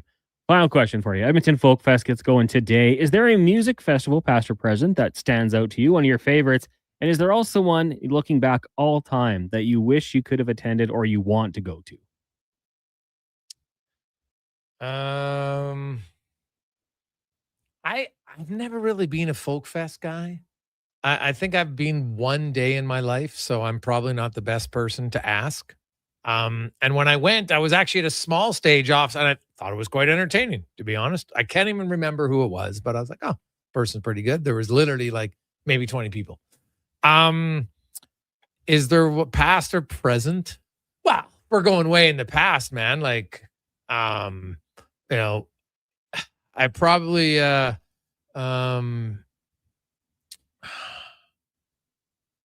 I would have to say, like, I went to a few outdoor ones before that was like Big Valley and stuff like that were good.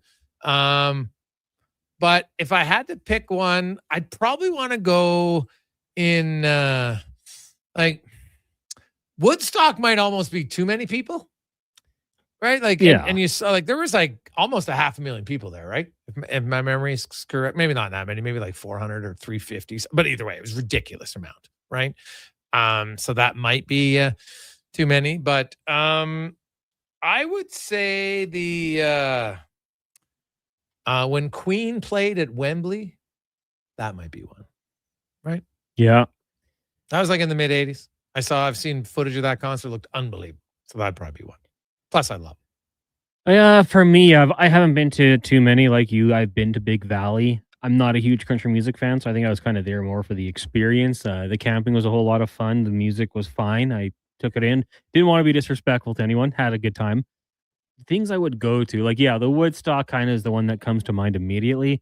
But when I was in grade 6 or 7, I had a family values tour. And it was Korn, it was Rammstein, Ice Cube, Limp Bizkit, and I think that Incubus was on the tour as well, but took over for Ice Cube. Those are the bands I was into at that age. So I would probably say one of those concerts would have been a good time. Yeah. Growing up, probably not. I look back at like Woodstock 99 with Limp Bizkit inciting the riot. No, I think I'd be okay. I don't need to be at that. So I just looked up biggest concerts all time. I'm stunned by the attendance of this concert. Biggest concert ever. Well, there's 2. New Year's Eve in Coco Cabana, Rio de Janeiro. Guess how many people? Populated country. We said Woodstock was up to a mil. 3.5 million people. Rod Stewart was the main artist. This was on New Year's Eve of 1994. And the other one was at the Moscow State University when they celebrated the 850th anniversary of Moscow. September 6th, 1997. Jean-Michel Jarre was there. 3.5 million. Copacabana Beach, New Year's Eve in 1993 had 3 million people. Jorge Ben, never heard of him, was the artist. But 3.5 million people. Like, God, like, what? In one, like, I don't know, man. That would just be, that's too many people in one area for me. There's a mixture of everything there. And I hate to say it, but the BO would just be too, because you know what? You're going to get a few people that are just going to take that to a new level. That many millions of people in Rio? That's too hot. Oh, yeah. Well, it's New Year's Eve. I don't know what the temperature is on New Year's Eve night, but it can't be that hot. What a rush, though, to be performing in front of that many people. Hey, man. I saw the Ageless Wonder Rod Stewart once here in Edmonton. I was blown away by how energetic he was on stage. Like, the guy was like 70. I think he might have been 72 at the time. And he was killing it on stage. I was blown away. I'm like, oh, my God. Good for Rod up there. Want to be moving and shaking like that when I get in my 70s like him. It was amazing. So, but 3.5 million people, no thanks. Too many for me, man. Too many. Whew. Probably a lot of shenanigans going on though there too. Let's get to the Con Man of Sports 1440 update brought to you by Northgate Buick GMC. Stop in this month. Say hi to Mike. As employee pricing has continued through the month of August, you pay what they pay. You get great deals all month long. NorthgateGM.com. The Sports 1440 update. Pittsburgh Penguins and Ville Koivunen have agreed to terms on an 8-year, $32 million contract extension. The former second-round pick has 2 goals, 12 assists in 47 career games. Major League Baseball today, the Jays fall to the Cubbies 3-2 in extras. Elsewhere, the Tigers over the Mariners 11-0. Brewers get past the Pirates 5-2. The Mets over the Guardians 13-6. Reds edge the Athletics 6-5, and the Orioles falling at home to the Angels 4-1. Right now, bottom of the third, Phillies up on the Nationals 5-1. Later on, you have the Battle of the Sox, Chicago and Boston. From Fenway, Braves host the Marlins, Twins get the Royals, and the Padres in the desert taking on the Diamondbacks. Week 10 of the CFL gets going tonight with the Argos hosting the Calgary Stampeders. That one's set to get going at 5:30 from Toronto. And in the NFL, preseason football is here. Cards, Panthers, 6 o'clock from Canton, Ohio. Meanwhile, the Detroit Lions, Jahmyr Gibbs agreeing to a 3-year contract extension worth just over $75 million, making Gibbs the highest paid running back in NFL history. Coming up in hour 4 of the Jason Gregor Show, we'll be joined by Mark Spector of Rogers Sportsnet and CBS NFL writer Bryan DeArdo. I'm Connor Halley. This has been a Sports 1440 update.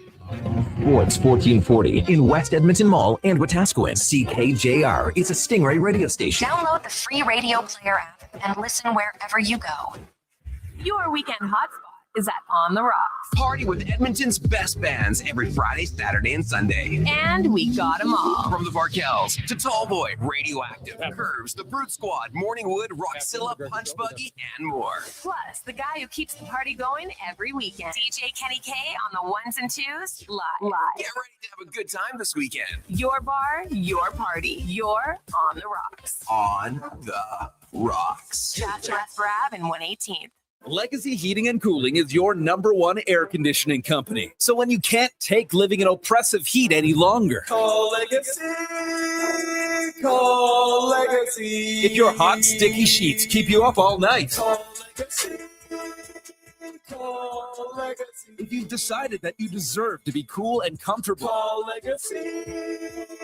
Call Legacy. and with no payments, no interest for 1 year, it could only be Legacy Heating and Cooling. Come on down to the Brick. The Price is Right live event is on now. Enter in-store for your chance to instantly win from over $1 million in prizes. No purchase necessary. Then shop incredible savings throughout the store, like up to $2,220 off select sectionals, up to 40% off select mattresses, up to 20% off select major appliances, and up to $600 off big screen TVs. Plus, finance with 0% interest and equal monthly payments on qualifying purchases. Hurry in before these offers end August 12th. The Brick, saving you more. He's a legend in the booth and a master on the mic. Low Tide brings the banter weekdays from noon to 2. Sports 1440 is where Edmonton talks sports. Get in the game. Text 833-401-1440. Don't let rookies scratch your custom wheels. Evolve Wheels and Tires uses premium touchless equipment designed to protect your wheel and tire investment. Trust the enthusiasts at Evolve Wheels and Tires, Edmonton's premium wheel specialists. Evolve your ride. Evolve your experience. Everything is going to be okay. If you're feeling the weight of too much debt, you have options. I'm Dan McDicken, a licensed insolvency trustee with Faber. Becoming debt-free is possible, and a personal bankruptcy or a consumer proposal will get you there. Schedule your free Faber Focus session at faber.ca today. You'll learn how a consumer proposal will eliminate your debt by paying a percentage of the amount owed without interest. At Faber, we've got your back. Noodle, noodle, nood, noodle, nood, noodle, nood, noodle, noodle, nood. Noodle, noodle, nood, nood, nood, nood, nood, nood, nood, noodle, noodle, nood,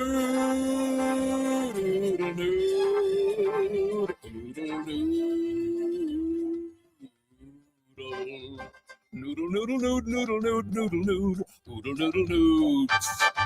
Noodle, noodle, nood, nood, nood, nood, nood, nood, nood, noodle, noodle, nood. Troll down to Oodle Noodle tonight because dine-in is open.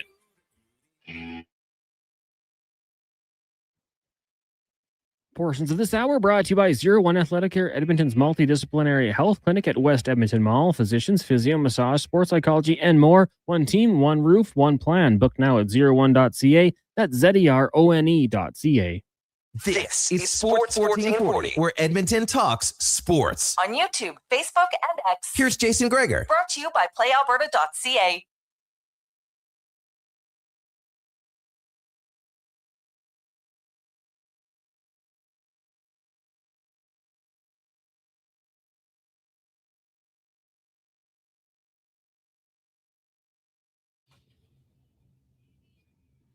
Just after 5 o'clock as we roll through, Jason Gregor, Connor Halley, Declan Kruger with you. The Gregor Show always brought to you by our title sponsor, PlayAlberta.ca. Big thanks to them. I just locked them in for another year as our title sponsor. So we appreciate their continued support. And you can check it out at PlayAlberta.ca, the Daily Grand. Our favorite game, $1,000 a day for the next 20 years. Just for fun, $1,000 every day. God, that would be nice. And you know what? You don't get it all, so you don't go crazy. We see a lot of people who win the lottery and just waste it all. So this way, maybe keeps you grounded a little bit, but also removes some stress daily, knowing you made a G note every day. Pretty sweet. Pretty sweet. And for NFL players, that's after taxes. So even better. You could live on that. 833-401-1440. 833-401-1440. Let's get to the spec report brought to you by GS Construction, your underground infrastructure specialists. And hey, you know what? They're hiring top men pipe layers. They're also looking for a superintendent. Oh, you just want that for the title. Who doesn't want, hey, I'm a super. Pretty sweet. Check it out. gsconstruction.ca/company/careers. Check it out. Superintendent, top men, pipe layers, and more. As Mark Spector from Rogers Sportsnet joins us. Spec, how you doing? Good, man. How you doing? Welcome back. Well, thank you. Yeah, it was a nice little break. Where you been? Anywhere fun? We were in Kelowna. We yeah. have a kind of a trip now that's annual for families and their kids. You know what happens when you get kids. And so now you go to places where the kids like it and they're good. Kids are getting older now. So the boat rides and the tube rides are a lot more fast and a lot more fun and some good wipeouts. So it was great. Good. Someone pulls a boat down there? No. We just rent a boat. Oh, do you? Now we all chip in together. So you know what? Really, like, I think about that. I said, man, if I drove a boat, all the gas just on the boat, I'd be losing money compared to this rental. So it's great. Yeah, it's a lot of fun. And So the boys, I know we've had that boat a few years called Mabel, kind of the same boat from the same place. And it fits the group and it's awesome. Got a little shade on it and it's great. So, lake was not too cold. It was just right. Unfortunately, there's all those fires going on the other side of near Vernon now, which is brutal. So, I saw the videos of that and that's just awful. But, yeah, it's tough. It's tough. As a guy that grew up as a kid, like the summer trip was to Penticton in my family when I was a little kid. You'd get in a station wagon and go to Penticton and buy ice cream from the Big Peach. And there was no such thing as smoke. There was never smoke in all the years that I can ever remember being a little boy. Yeah. And now it's hard to get to the Okanagan anymore without smoke. It seems like every summer there's smoke now. So and even here at times, which is really unfortunate. And so people do have to take notice about some things that things are the extreme weather is not just ask Albertans in right now living in the rain. It's like, oh my God, it just rains. And when it rains, it's the thing. It's not just like it rains. Like I can't remember the last time we had like a sprinkle. Now when it rains, it's just like it's like a fire hose. Yeah, you're just like, oh my God, do I have all my eaves troughs down and everything? It's just flood again. So it's brutal times. A few things. The Elks was at practice today, and if you guys not practicing, but it sounds like DeBlanco's going to play. Nick Anderson's going to get back in. They're not exactly sure what's going to happen because if DeBlanco can't play, then Mogensen might have to go play on the outside. So we'll see. But I think DeBlanco's going to play. This is a great little stretch here for the Elks to really kind of test themselves. 2 exciting games against Saskatchewan, and now you got the 7-1 Alouettes, the team that you did beat earlier in the year, and they're going to want to get revenge. So it should be a hell of a game on Saturday. I'm looking forward to it. Yeah, they're in a tough part of their schedule. Like if you told me you're going to play Saskatchewan twice and then go to Montreal, I would say to you 2 wins out of 3. That's a really good way to maneuver your way through that stretch games. 2 wins out of 3, and let's see if they can do it. Montreal's a really, really good team, and they're hard to beat at home. And they've got a long tradition of being a strong club out there. Like that's, they in Winnipeg have really run the CFL show for some time here. Yeah. So let's see what the Elks have. Good teams don't lose 2 in a row. That's what they always tell us. Let's see how they do. And let's face it, it's a lot nicer going into this game in Montreal at 6-2. Would you like to win? Sure. Do you have to win? No. So you put yourself in a position where the pressure isn't as high as it might have been. And that's something new out here in Elk Country for sure. Looking at the Oilers spec, I wrote a piece today at Oilers Nation about Savoy and Howard. And because I've seen and heard a lot of people think, oh, geez, it's going to be really hard for the young guy. Mike Babcock doesn't play young players. And I was like, is that true? So obviously not in Toronto because all they had was young guys. And one year he had 5 rookies in his top 8 forwards of ice time, which is probably unheard of. Now, they were also a team that hadn't made the playoffs in a long time. So they were kind of they were coming up. So I can't even use them as a comparison. So I went back to his years in Detroit when they were cup contenders and actually cup winners in 2008. And then again in 2009, they lost in the final. And those teams had Hoodler, second year in, Filppula, second year in 2008. And those guys both played in their top 9. Filppula played over 16 minutes a night, for goodness sakes. And Joel's a good player. Yeah, and most of it was, 5-on-5. Those guys, Hoodler was their 3rd highest scoring forward at 42 points. They had Zetterberg, and that was the other thing. They had 2 guys in Zetterberg and Datsuk who carried the mail offensively for their forwards. They had 97 and 92 points. They were 50 points ahead of anybody else in the forward group, right? I don't think McDavid and Draisaitl will be that, although it's possible. Like, they're that good. And both of those guys played 22 and 21 minutes. So there's a few things. A, I'm not convinced we're going to see McDavid at 20 minutes a night. And B, I do think Howard and Savoy are both going to get opportunities, especially Savoy for sure. There's no doubt in my mind on him. But even Ike Howard, I think there's a real good chance here. Babcock has shown he will play young. Now, he's not going to play a ton, right? 12 minutes, maybe 13. I could see that being realistic. Yeah, I mean, they are completely different players. Like Savoy has established himself as an NHL player, right? He played a ton of time in the second half with Connor McDavid and kept his head above water and then became quite productive. So Savoy's playing. How's he going to use them? Will the McDavid Draisaitl, like let's say they play McDavid with Draisaitl. Okay, so who else is on that line? Is it Savoy or is it Hyman? I don't know. That we're going to figure that out. So I don't know how or where they'll utilize Savoy, but they're going to use him and he's going to play. He's an established NHL player. The other guy, Howard, it's his turn to get a chance to become an established NHL player.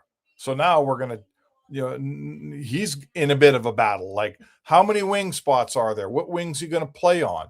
He's got to play, like, your top wingers on this team are fairly established. Savoy and Podkolzin, let's say, on your left side. Let's say Draisaitl plays the right wing. Well, then it's him and Hyman have the top 6 spots. So now we're looking at Howard as a third or fourth line guy. And I don't like him on my fourth line. I'd rather see him in Bako than on the fourth line. So who's he playing? He playing ahead of Frederick, playing ahead of Janmark? Not playing ahead of Kapanen, so I agree he should play, but I don't know where he's going to play. Yeah, I looked at the 9 forwards, and so Howard will be competing with Frederick and Doc is kind of how I see it. Because I think, well, we know McDavid, Draisaitl, and Dickinson, those are your top 3 centers. If Nuge plays a bit, whatever, then Draisaitl's in the wing. Nugent Hopkins, Hyman, Podkolzin, Kapanen, Savoy. So there's 8 forwards. So there leaves one spot, right? There's Howard, there's Frederick, there's Doc. I don't think Janmark's in my top 9. I don't think Max Jones is in my top 9. I don't think Szymanski's in my top 9. So I think that's who he's competing against. And now Frederick and Doc are they're all different style players compared to Howard, right? And do they look and say, hey, Frederick and Doc on a line together could maybe be our disruptor line, right? Potentially. Yep. So, we'll see. But that's kind of how I see Howard. Now, he's going to have to come in and play well. But if I'm the organization, like I acquired this guy to give him an opportunity, he had a good first year as pro. I thought he had a really good first year as a pro player. I think some people, get a little bit, wow, he's got to score more points. I'm like, dude, he had as many goals as Billy Heinonen, who just signed an 8-year deal at $4 million. Wow. So, my point is, I think Howard has the potential. It's going to be up to him, though. There's very few coaches that just don't give guys an opportunity. If you give at some point, it's up to the player. It's hard, man. Like, the fine line between guys who play and guys who don't is when you have the opportunity, you do something to get noticed. And in the case of Babcock, points are one thing, but reliability might be the biggest thing. Oh, for sure. Especially if he ends up on a line, let's say he's playing the left side with Dickinson and Kapanen. Ike Howard's not going out there and giving you a 50-point season here. Like, young guys have to learn, and Matt Savoy learned this and executed this. They got to learn that you gain the coach's trust by being a reliable player, by coming off the ice and the puck's not in your net, by leaving the next line in a good spot after you've had a good shift. The points will come. Patience is the thing for Ike Howard. He's been scoring tons of goals and tons of points his whole life. He's got to learn how to play some games and put in a bunch of shifts here for a new coach, and not hinge whether he had a good night or bad night based on how many points he gets. Savoy did it. Now he's got to do it and earn Babcock's trust. Yeah. Mark Spector joins us. Spec, do you have much interest in the Hlinka Gretzky tournament? You watch it? I've spoken with Connor the last couple of days. I have to admit to you, Jason, I'm morally opposed to summer hockey. I don't think summer hockey should be played in the summer, whether it's at the level that you and I play at or the level that those kids are playing at. So if my boss phoned me and said, go cover it, I'd be there, but my phone's been turned off. So how about you? Well, I've been out of town. I would probably be intrigued by a playoff game. I can watch it on TV. I just, my concern is I see I always get leery of the heightened evaluations of a players off of a tournament, right? Like, these are some guys that are draft eligible. And then there's a few guys that, like Pooh and Maddox Schultz, who are 2 years away from being drafted, right? Like, they're not even draft eligible until 2028. And so it's great to see, hey, I see their potential, and that's awesome. I just, probably the last decade, I've really tempered my to try not to overhype young players. Because I don't think it's fair to them. I don't really think it's fair because all that happens is if they don't live up to it, people don't get mad at the guy who wrote about it. They get mad at the player. Oh, suddenly he's not that great. And so I'm always leery of to say, hey, good, exciting player in his age group. He's pretty good. Awesome. It's kind of been a discussion. You get to me, it's kind of like your first look at a lot of the potential players who are going to be drafted in 2027, in some cases 2028, but in 2027. But in August until next June, a lot can change, right? Like we're talking almost 11 months. The draft is late June and we're talking early August. Like there's so much that can change for these players as they go from 17 to 18 years of age. Oh, and I remember being at the first Halinka and seeing some fantastic young players, and a whole bunch of them have turned out. You know, there was the two Swedes. Raymond ended up in Detroit. Yeah. Yeah. And there's another Swedish kid he was playing with that was really, really good too. I forget where he went. But anyway, like, sure, a bunch of these kids are going to play, right? A bunch of these guys are going to play, but you know, there's always a cautionary tale. I mean, we all remember the World Junior where the best line on the ice was Aho between Line A and Puljärvi. That was the best line in that whole World Junior. And everybody told us Aho was the third best player on that line. You know, so where are we today, Jay? Puljärvi's in Europe. Line can't get a contract because I'm not sure if he is any good anymore. And Aho's a really good player. So, you know, it's I guess I'd close and I'd say to you, go to the tournament, enjoy the hockey because these kids are fabulous and they're playing their hearts out. But it doesn't have to be about 5 and 6 years down the road. Enjoy it in the moment. Watch them play. Give them props. Give them a standing ovation. But it doesn't mean just because he was great in the August of 2026 that he's going to be up for the Art Ross Trophy in, 2030 or something, right? Doesn't have to be that way. Yeah, there doesn't need to be comparisons, right?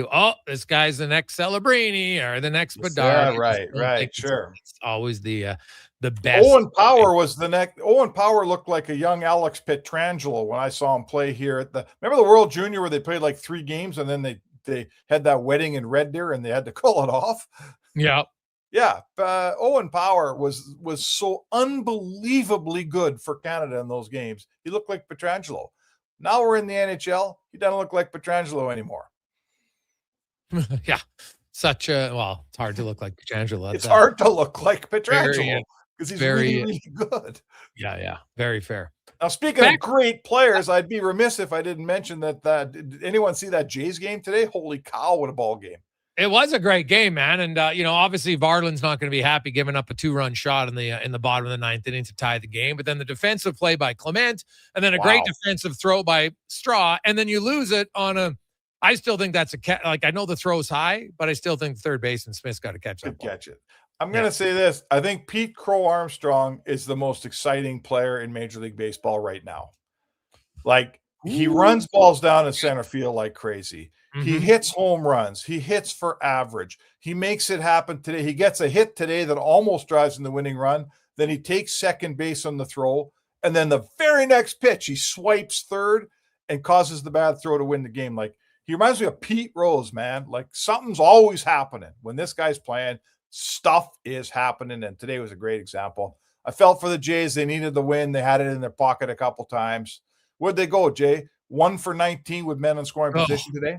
Dude, their lack of offense is, it's why they're going to miss the playoffs. Make no mistake about it, right? Vladdy's on the bench today. Vladdy's on the bench. 2 games in a row. But even when he's on the field, trust me, he's just much of a culprit as anybody else. And they just ruined another great effort by Dylan Cease. Now 36 scoreless innings on the road for him, and he gets another no decision. So he's been unreal. He could easily win the Cy Young. But some voters will be like, yeah, but look at his record. Schmeckard. Just look at his numbers, man. God, they could barely get a sniff off of him today. Oh man, he was so good. And the Cubs have a good lineup. Like, they're a good team. They got a bunch of hitters. Yeah. And Dylan Cease just mowed through them like 3 times. Yeah. Right. He left. It's a 2-0 game, and the Cubs haven't had a sniff. So it was dramatic as heck. Bregman hits a home run with 2 out and 2 strikes in the bottom of the 9th. That was a lot of fun. I felt for the Jays, but it would have been an awful fun day to be at Wrigley today. That's for sure. Yeah. Spec, we will chat with you tomorrow. Have a good one. All right, Jay. There you go. That's Mark Spector. The Spector Board brought to you by GS Construction. We will take a quick break. We got Cam Tate's 2-minute warning coming up. Bryan DeArdo joins us next as we'll get into Subgate on the Gregor Show here on Sports 1440, sports1440.ca, presented by playalberta.ca. Action Electrical Solar Team is now making a play for sustainability and savings. They're specialists in powering up for a greener future. That's the strategy, designing and installing high-efficiency solar panels. They're helping homes and businesses combat rising utility costs by harnessing the power of the sun. A smart move for efficiency and the environment. Hire the Action Electrical team to bring home a win for your project. Visit actionelectrical.net. Are you a skilled laborer? All-Star Construction wants to talk to you. A heavy equipment operator with Traco or backhoe experience? All-Star Construction wants to talk to you, too. With work in and around Edmonton for local land developers, All-Star Construction offers year-round employment. Whether it's power, gas, or telecom, developers rely on All-Star Construction to get the job done. So if you're a skilled laborer or a heavy equipment operator with Traco or backhoe experience searching for work, search All-Star Construction on Indeed. Tap into the fun of Play Alberta's most popular casino games. From the fast-paced spins of Cash Eruption to the retro thrills of Sevens Wild, online excitement is always at your fingertips. Spin through your choice of popular slots or discover Alberta-exclusive games you won't find anywhere else. Visit playalberta.ca/Gregor to learn more. That's playalberta.ca/Gregor. Must be 18 plus to play. If you gamble, use your game sense. It's cone season at McDonald's, which means vanilla cones are $1 each plus tax in the McDonald's app all summer long. Soft, creamy, and crunchy. For just $1 each plus tax exclusively in the McDonald's app. App download and registration required at participating McDonald's in Canada. For all your welding supplies, think AWS Welding. Located in Nisku, their readily stocked storefront carries a wide variety of welding glasses, cylinder rentals, plus welding rod, wire, and consumables. Same-day delivery is always available. And if they don't have it, AWS Welding will find it for you fast. Visit their online store today at awswelding.ca or give them a call or text at 780-979-0470. AWS Welding. They make it happen. Thinking of growing your business? In partnership with Prairie's Can, the Alberta Chambers of Commerce is helping businesses explore new opportunities, new markets, and build connections through organized trade missions across Canada. Find the right mission for you at abchamber.ca/trade missions. Hi, Edmonton. If the Subaru Outback is on your wish list, now's the time to act. With only limited inventory available, these award-winning SUVs won't be here for long. The Outback has earned an IIHS top safety pick or higher for 17 consecutive years, combining legendary Subaru capability, confidence in every season, and the versatility to take you almost anywhere. Reserve yours today before they're gone. Visit your local Subaru dealership today. Welcome to Uncommon. Ready to upgrade your ride this spring? Come on down to the Golf Cart People. They're a family-owned and operated business that's been serving the community since '97. Whether you're looking for a brand new or quality pre-owned cart, a rental for a special event, they do that too. The Golf Cart People have a huge selection of parts and accessories, and their expert service team is here to keep you rolling. The Golf Cart People, your one-stop shop for everything golf cart. Visit golfcartpeople.com. Okay, here we go in 3, 2, 1. Greetings once again. I'm Johnny Radio coming to you from No Bull RV in Leduc. This is normally the time of year when pickings are slim for RVs, but not this year. Instead, Rick Showers tells me the lot is completely full. They simply cannot accept another used RV, and something's got to give, right, Rick? That's right, Bob. It's Johnny, says right on my name tag here. Anywho, Rick went to bat for his customers to get something special and came back with a finance rate of just 2.99% OAC, which is fantastically low for RV financing. But as you can imagine, they can't do this forever. The finance company will only offer this rate until Saturday. But that's still plenty of time to come and pick out your favorite. And they're all used, right, Rick? They're not new? Way better than new, Johnny. That's what everyone says. You'll pay pennies on the dollar compared to new, and your payments will be lower still. So come by and say hello to me, Johnny Radio, standing tall here at No Bull RV in Leduc. Am I saying that right? Leduc? I am? Okay, then. All right.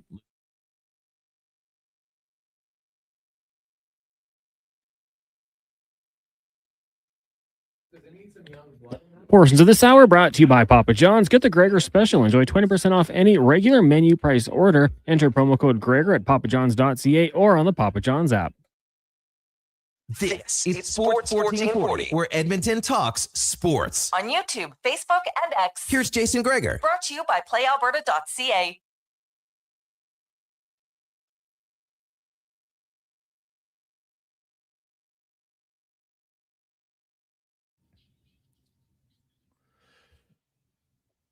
.533. Welcome back, Gregor, Halley, Kruger, Sports 1440, sports1440.ca. A busy Thursday afternoon. Time now to get to our NFL report, brought to you by Go Auto. If you're looking for a vehicle, no better place to shop than goauto.ca, where they have over 17,000 vehicles for you to choose from. 73 different locations. GoAuto.ca. Find your car or truck or SUV or van today at GoAuto.ca. Bryan DeArdo from CBS Sports joins us once again. Bryan, how you doing? I'm doing good. I cannot believe we're about to watch a football game. Where did this offseason go? Hey, Bryan, since we called you, the San Francisco 49ers have had another injury. This has been a wild start to their season for them. Just like literally it's an injury every 10 minutes. It really is. And they've been so snake bitten by injuries lately that they actually looked into a conspiracy that there's like some sort of facility that's located by their practice facility, and they think it might omit substances that actually contributes to the injury or something of that nature. Yeah. So they're looking at everything to try to figure this out. But I mean, one of the positives I saw from practice, if you're looking for one, is that Brock Purdy is looking great. I saw one tweet from a team reporter saying that this is the best he's ever looked during training camp. So but the issue is who's going to block for him, who's going to run for him, who's going to catch for him, who's going to play defense for him. Like, as you alluded to, injuries just seems to continuously be an issue for them. Then you throw in the fact that Brandon Ayuk is obviously not going to play for them anymore, but he's still, I guess, technically rostered. And the fact that they're in the hardest division in the NFL with the defending champion Seahawks, obviously there, and the Rams, who are a lot of people's pick to win the Super Bowl. So yeah, it's not a great start at all for the 49ers. Yeah. What do you make about Ayuk? And do they just release him? Does anybody want him? What's going to happen here? Well, it's funny. I continuously thought all offseason that he would go to the Commanders, and he you know, and that's not going out on a limb. I mean, he's actually gone out of his way. I think he actually did a video, Ayuk, where he's like wearing a Commander's hat. Like, he's been lobbying to go there, but they just signed Stephon Diggs. Yeah, and that to me just seemed like maybe just for them a sign of, okay, you know, we were waiting. We can't wait anymore. We've got to sign somebody. And this is just two guys' sides they're digging their heels in. Ayuk is done with them. They're done with him, but they still own his rights. And if you're the 49ers, you know, why would you let this guy continue his career somewhere else? If you sign him to a contract, you committed to him, and then for whatever reason, he basically just decided he didn't want to play for you anymore. So I don't know how this ends, to be quite honest with you. That makes for horrible radio. I know that. My guess would be they maybe, I don't know if the NFL has an arbitrator or a situation where they could go to some sort of like rulings court or an NFLPA situation, but that's to me where this needs to go. I mean, this has gone on for far too long, and Roger Goodell or somebody else high up in the NFL office needs to step in here and come to a conclusion here. And I do think it's going to end with his release and maybe some sort of negotiation as far as his contract, which I already know they voided part of that, but I don't see him being rostered by them or part of or them owning his rights all year and he never plays a snap. I just don't see that happening. Yeah, that would be very odd for sure. Like, you got to think the NFLPA would be pushing hard, would they not? I would think so, but I do think that you just wonder what would their argument be representing Ayuk? Because it seems like, you know, if he voids a contract or if there's a contract voided, as we all know, I mean, if an employer takes away money from you, they've got to be well within their rights to do so. And obviously the 49ers are, which is why they did that. So I just don't know how much ground the NFLPA would have to stand on defending him if he literally just stopped going to the facility for treatment and basically just, what's the word the kids are using these days, ghosted the 49ers. I think, but at the end of the day, though, regardless of who's right and who's wrong, yeah, you know, I would say he still deserves a chance to continue his career it just seems like, this is just, I mean, regular people in regular jobs can quit their jobs and leave, right? And void money or whatever it is. And so I think that should be the situation here. Your question though, real quick, who wants him? I mean, yeah, obviously the character issues are there, but this is the NFL. You got to win games. There's going to be at least 4 or 5 teams that would quickly reach out and at least give him a tryout and see where he's at physically. Yeah, well, I don't have it debated all that teams would sign him, but are they going to sign him to the money he wants? Right, that to me is going to be the challenge here. Yeah, I mean, and the thing is, Bobby Wagner, I think, is seeing it right now. Because my guess is the only reason why he is not signed is because he still commands a lot of money. Because he didn't give any indication that he wanted to retire. He's still a highly productive player, and yet he's still unsigned. So, for Ayuk, yeah, my guess is it would be like a 1 year, $8 million, 1 year, $10 million. I mean, again, the market obviously dictates what you're going to make, and that's the thing I always see. I mean, it's crazy. I mean, like Baker Mayfield right now. Next year, I've already written an article figuring out where he might go next. I mean, yes, and you would think right now he'd have a big market with that would pay him good money, but things change very, very quickly in the NFL. And Brandon Ayuk hasn't been a highly productive player in quite some time, especially since he got his big contract. Then you compound the injury that has continuously sidelined him. My guess would be it could be as low as $6 to $8 million for 1 year. So no, he will absolutely not get the kind of money that he wants. Bryan DeArdo, CUS Sports, joining us here on the Jason Gregor Show, taking a look around the NFL. And Brian, you mentioned the Tampa Bay Buccaneers, and another problem with that team right now is defensive tackle Vita Vea, who wants to be moved. It seems like he wants an extension, and they seem a little bit hesitant. We've heard the reports that it could be California, could be Vegas. Where are we with this one, and do you think there's any potential landing spot for him? Oh, he's going to get traded, and it could very well be two of the teams that you alluded to. And the Buccaneers, to me, are a huge enigma right now. They've got, in my opinion, a lame duck coach who, has had some success. I'll give him that since Bruce Arians left, but he was put in a pretty good spot as far as that team in his situation. I mean, they were coming off a division round playoff loss. The year before that, they had won the Super Bowl. He still had Tom Brady under center. I mean, Todd Bowles is an awesome defensive coach, but as a head coach, I haven't seen it. And again, he has had some success, but it does seem like, game management decisions and things of that nature just aren't his strong suit. And, and then when they lost Liam Cohen last year when he became the Jaguars coach, that was almost like the nail in the coffin for me. So, and then they've got the Baker Mayfield contract situation. Obviously, they lost Mike Evans in the offseason, even though reportedly they gave him basically the same contract the 49ers did. So it just seems like that entire environment just isn't great. But yeah, I mean, regarding Vay, I don't know. I don't see them offering him a contract. It seems like the Buccaneers have kind of dug their feet in here with him and Baker Mayfield. If either of those guys are going to get a new deal, it's easily Vita Vea. I just don't see that going anywhere. And yeah, I see them potentially trading him very soon.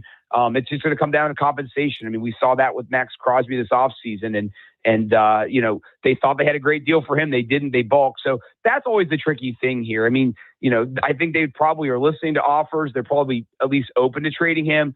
But crossing the finish line, getting pen to paper, getting another team to give you what you want for a very good player, and again, interior defensive linemen, like those are hard guys to find, really good ones. So if you can find one, you'd like to keep them, which is probably why he's surprised they haven't signed him yet. But if they want to move him, I would assume they would at least fetch, maybe a third and a fourth round pick for him, maybe something of that nature, potentially as high as second round pick. But the draft picks are a very valuable commodity, and that might be one of the main reasons why it might be tough to try to trade him. Yeah, we hear the 2027 draft. This could be all just hype, but it's supposed to be a good one. Now, one more thing here from me, just looking at the last couple of days here. It's been a great day to be an elite NFL running back, and we've seen Jahmyr Gibbs get paid, Bijan Robinson, and then Jonathan Taylor getting the 2-year extension as well. There's no wrong answer, but if you had to take one of these players on your team, factoring in age as well, who are you going with? Bijan Robinson, and not even a doubt in my mind. He is the best running back in the league, and he's a top maybe 5 player in the league. I mean, I don't know when I came to that realization, but it was at one point last year. It may have been the 90-plus yard touchdown run against the Rams late in the season. He can do everything. He can catch, he can run, he can block. I mean, he's the complete running back. And it's funny when running back is my favorite position, if you can't tell. But if I go through history, I can't think of anybody that that really reminds me of. He's got a lot of different players. I mean, now I know personal conduct wise, not a great guy, but he does remind me a lot of O.J. Simpson. How O.J. was very similar, that he was physical, he was tough, he could get to the outside, he was versatile, he could do a lot of different things. Maybe Eric Dickerson, even a little bit of Gale Sayers, his Kansas Comet way back in the 1960s. He just is special. There's a lot of running backs that can be productive, but there's just those guys that are really, really special. And to me, I think, I would be really upset if he had an injury that derailed him from having a Hall of Fame career, because he is undoubtedly, in my opinion, a Hall of Fame player. Bryan, always great to talk football with you, buddy. Enjoy the Hall of Fame game tonight, and we'll talk to you again soon. Yeah, sounds great. Anytime. Thank you. There you go. That's Bryan DeArdo from CBS Sports. We'll come back, wrap things up. Cam Tate's 2-minute warning next on the Gregor Show, presented by PlayAlberta.ca. Got a car you're ready to part with? Find out what it's worth. Fast, easy, and totally free at Go Auto.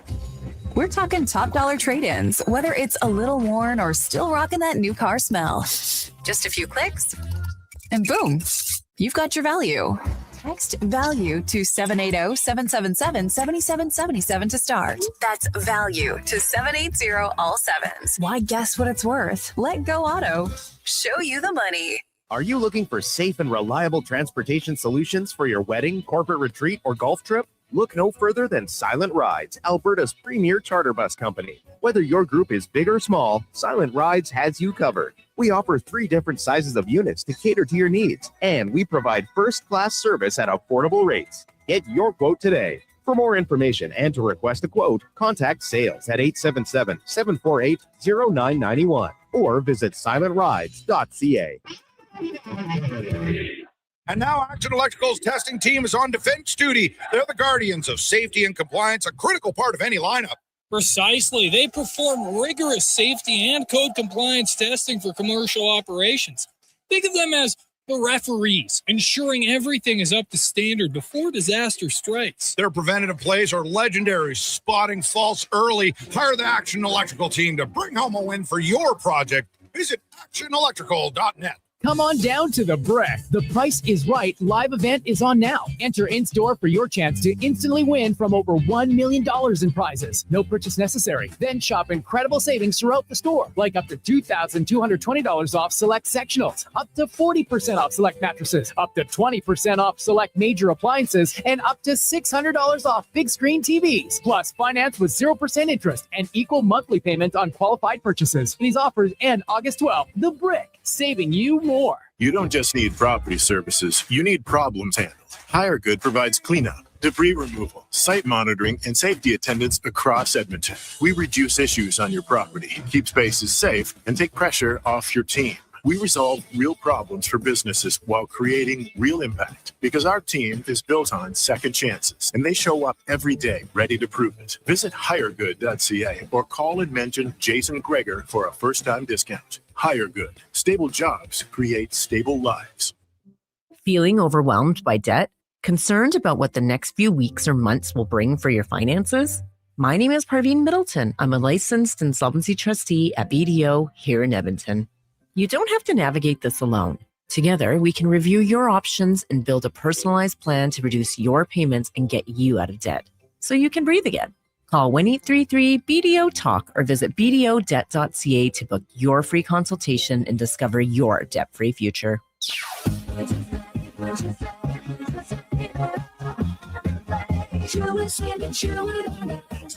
It's finally time to escape your 4 walls and see where your 4 wheels can take you. Sherwood Honda helps you head out on the road the way you want to, with the right vehicle, including freedom-seeking SUVs that give you the versatility to drive where, when, and how you want to. It sure would do some good to get out and stretch your horizons, and sure would be easier with Sherwood Honda. Okay, here we go in 3, 2, 1. Greetings once again. I'm Johnny Radio coming to you from No Bull RV in Leduc. This is normally the time of year when pickings are slim for RVs, but not this year. Instead, Rick Showers tells me the lot is completely full. They simply cannot accept another used RV, and something's got to give, right, Rick? That's right, Bob. It's Johnny, says right on my name tag here. Anywho, Rick went to bat for his customers to get something special and came back with a finance rate of just 2.99% OAC, which is fantastically low for RV finance. financing. But as you can imagine, they can't do this forever. The finance company will only offer this rate until Saturday. But that's still plenty of time to come and pick out your favorite. And they're all used, right, Rick? They're not new? Way better than new, Johnny. That's what everyone says. You'll pay pennies on the dollar compared to new, and your payments will be lower still. So come by and say hello to me, Johnny Radio, standing tall here at No Bull RV in Leduc. Am I saying that right? Leduc? I am?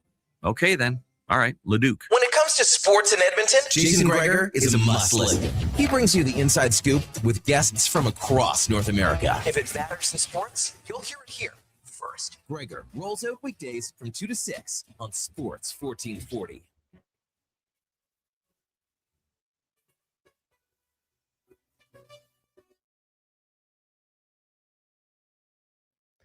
Portions of this hour brought to you by CanTorque, made in Canada, made for Canada, where extreme isn't theoretical. Find your solution at CanTorque.com. This is Sports 1440, where Edmonton talks sports. On YouTube, Facebook, and X. Here's Jason Gregor. Brought to you by PlayAlberta.ca.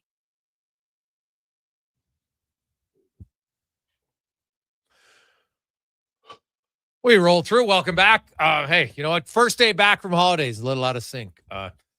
Forgot that Tater's on holidays starting today. So didn't want to see me. We didn't cross paths. So I think he's gone for, I don't know, 2 weeks or something, Cons, if I'm not mistaken. So yeah, taking a little trip. Yeah, a little trip going out west for Tater. So, no, he's not going Rick Hansen. He said he wasn't wheeling all the way there. So just for anybody who's asking, he's like, not now. He said he's done it a few times. Doesn't need to do it again. So that's good news from the Tate man. But hey, everybody deserves some holidays. So good for Tater, and then we will see him later on in the month. But we do have time to get to our stats of the day, brought to you by All Star Construction. As you go to All Star, great company. If you want to work, if you're looking for a job, go to Indeed.com and look up All Star Construction, because they're hiring for a variety of places: hydrovac operator, backhoe operator, construction labor, gas pipe technician, and more. Check it out at All Star Construction. So there, as always, there's always a few stats that catch my eye. But one I think that hasn't been talked about as much as it should be is being the fact that kind of quietly, first baseman for the Atlanta Braves, Matt Olson, he just played his 896th consecutive baseball game. That is 8th most all time. His streak started back in May of 2021.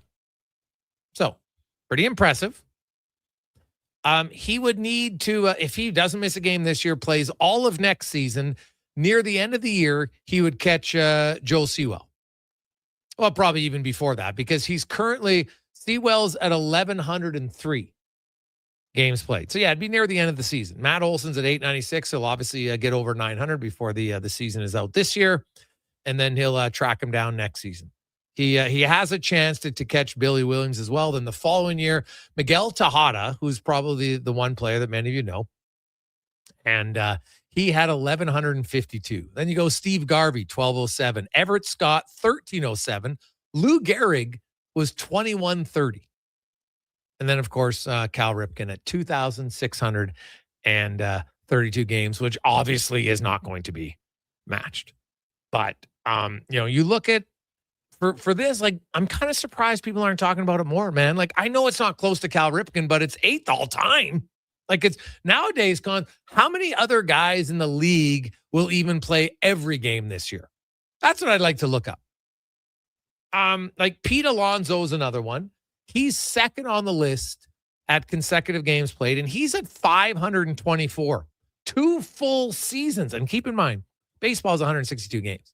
2 full seasons behind. But has Smith's journey to 900 consecutive games Olson's been one of the least talked about stat chases in a long, long time? I can't really think of one. Can you? No. I mean, and I didn't know this was happening, right? There you go. I'm not, I'd say it's my job to be at least a little bit looking into these sorts of things. I had no idea. So It is crazy. It's like the way we go now, like a little bit of tightness and they're shutting you down. So to be that healthy, it's pretty incredible just to get as far as he has. Yeah. So that's an interesting one. The other one is, have you seen Jeffrey Yan, the Mets pitcher? Have you seen him? He just got called up. He's the lefty. And every time he strikes out a guy, he does like a leaping split squat, like a split lunge, and then comes down and lands. Now, this was a guy who was drafted at 19. Then he suffered some severe injuries and was out of baseball for a few years. Then he battled his way up the minors. I'm telling you, I love Yan's experience. People are like, oh, you can't celebrate like that in the majors. Why not? It's what he's done his whole career, man. Since he's come back, he's like, you know what? I'm going to enjoy every strikeout. And he does. Do people celebrate every goal they score? Yeah, they do. So what? Like, you're a relief pitcher. How many strikeouts you get a game? 1, 2, maybe 3. Unless you're going like a long-time reliever. So I kind of like it. But I will say, Cons, watching Matt Olson now, won't you? To see how far he goes. Be tuning in for sure. He'll be going to 897 tonight. And then we'll see where it goes from there. So congrats to Matt. That's our stat of the day that has not been talked about very much. Have yourselves a wonderful Thursday evening. We got lots more on the Elks and the Alouettes tomorrow. We'll talk some CFL, some NFL, maybe a little hockey with you. Have yourselves a great night. Let's get to the Con Man and a Sports 1440 update brought to you by Sean Cunningham of Remax Real Estate. Get the home team advantage for your next move in the Edmonton area. If you're thinking about buying or selling a home, call or text Sean at 780-265-0165. Good night.